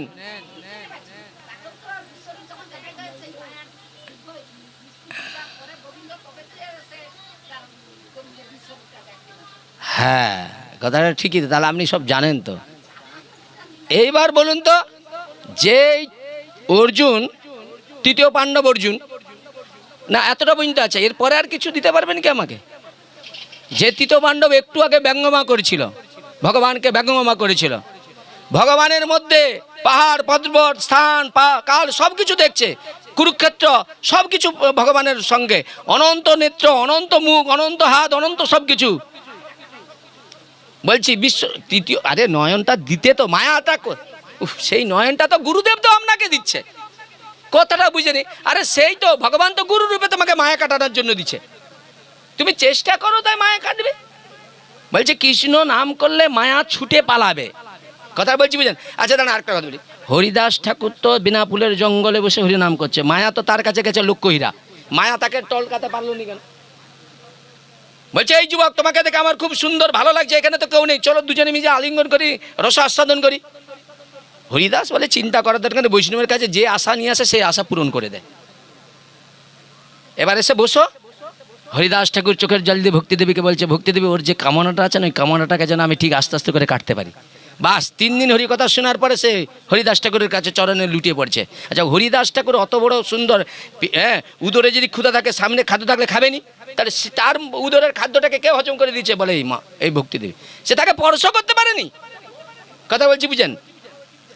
সঙ্গে সঙ্গে কি হয়েছে, সেই তীত পাণ্ডব অর্জুন কি করলেন, ভগবানের বিশ্বরূপ দেখে যাকে একটু আগে ব্যঙ্গম করেছিল সেই তীত পাণ্ডব অর্জুন সেই কুরুক্ষেত্রের রণাঙ্গনে ভগবানের চরণে লুটিয়ে পড়লেন। এইবার সেই ব্রাহ্মণকে জিজ্ঞাসা করছে, আচ্ছা আনন্দে আমার নয়ন থেকে অশ্রু বিগলিত হয়, আমি কোনো সময় ঘেমে যাই, আর যতক্ষণ আমি গীতা পাঠ করি ততক্ষণ কৃষ্ণচন্দ্র ভগবানকে আমি দেখতে পাই। তদ্রূপ হারানো কৃষ্ণকে গোপীরা পাওয়ার জন্য কত না কত প্রয়াস করেছিল, যে কিভাবে কৃষ্ণকে পাওয়া যায়, বুঝেছেন?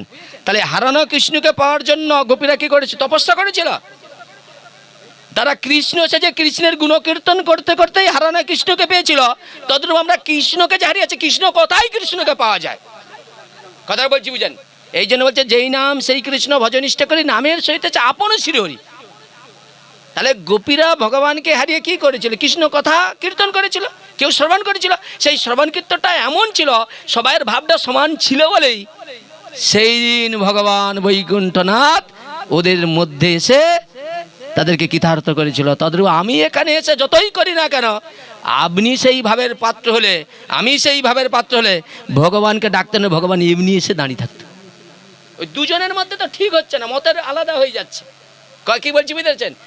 এই জায়গাটাই দেখেন, সঙ্গে সঙ্গে কি হয়েছে, বলছে আমি এই জন্যই গীতা পাঠ ছাড়তে পারি না, ভগবান কৃষ্ণকে দর্শন করি, আর এই গীতা পাঠ যতক্ষণ করি ততক্ষণ ওনাকে দর্শন করি, সেই আনন্দ। প্রভু কয়ে গীতা পাঠ তোমার অধিকার, তুমি যে জানো সেই গীতার অর্থসার।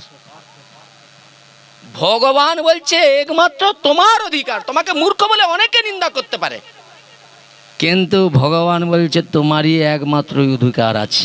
নিতাই গৌর প্রেমানন্দের বল। মহাপ্রভু এই কথা বলিয়া সেই ব্রাহ্মণকে আলিঙ্গন করলেন, যাকে সবাই নিন্দা করলো, খেদালো, মহাপ্রভু তাকে আলিঙ্গন করলো। তারপর সেই ব্রাহ্মণ সন্ন্যাসী চরণ ধরিয়া অঝর ক্রন্দন করে লুটিয়ে পড়লেন। কাজেই কোনো ভক্তিশাস্ত্র ভক্তি ভরে পাঠ করিলে ভগবান খুশি হয়।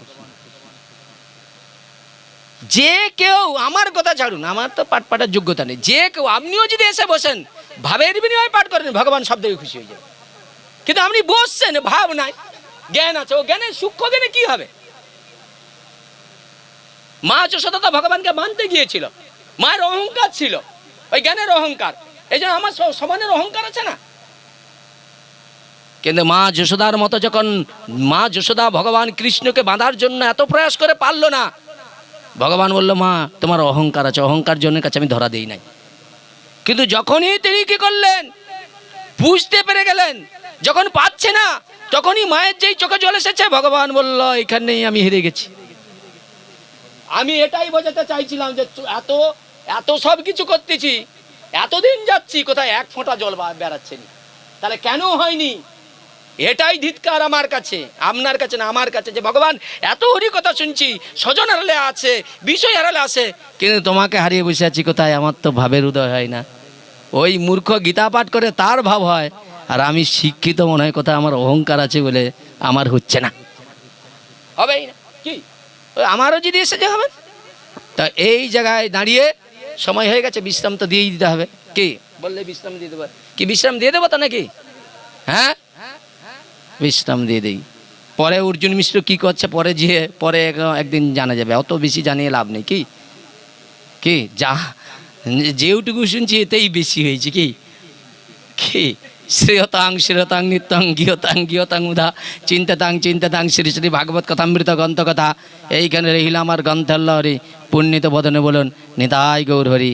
বাঞ্ছা কল্পতরুভশ্চ কৃপা সিন্ধু বৈবচা পতিতানাং পাবনেভ্য বৈষ্ণব চরণভ্য নমো নমঃ। জয় শ্রীকৃষ্ণ চৈতন্য প্রভু নিত্যানন্দ শ্রী অদ্বৈত গদাধর শিবাসাদি গৌর ভক্তবৃন্দ। হরে কৃষ্ণ কৃষ্ণ কৃষ্ণ হরে হরে, হরে রাম রাম রাম হরে হরে। ভগবান मंगल हरे नाम संकीर्तन की। निताई गौर सतनाथ प्रेमानंदे हरि हरि बोल।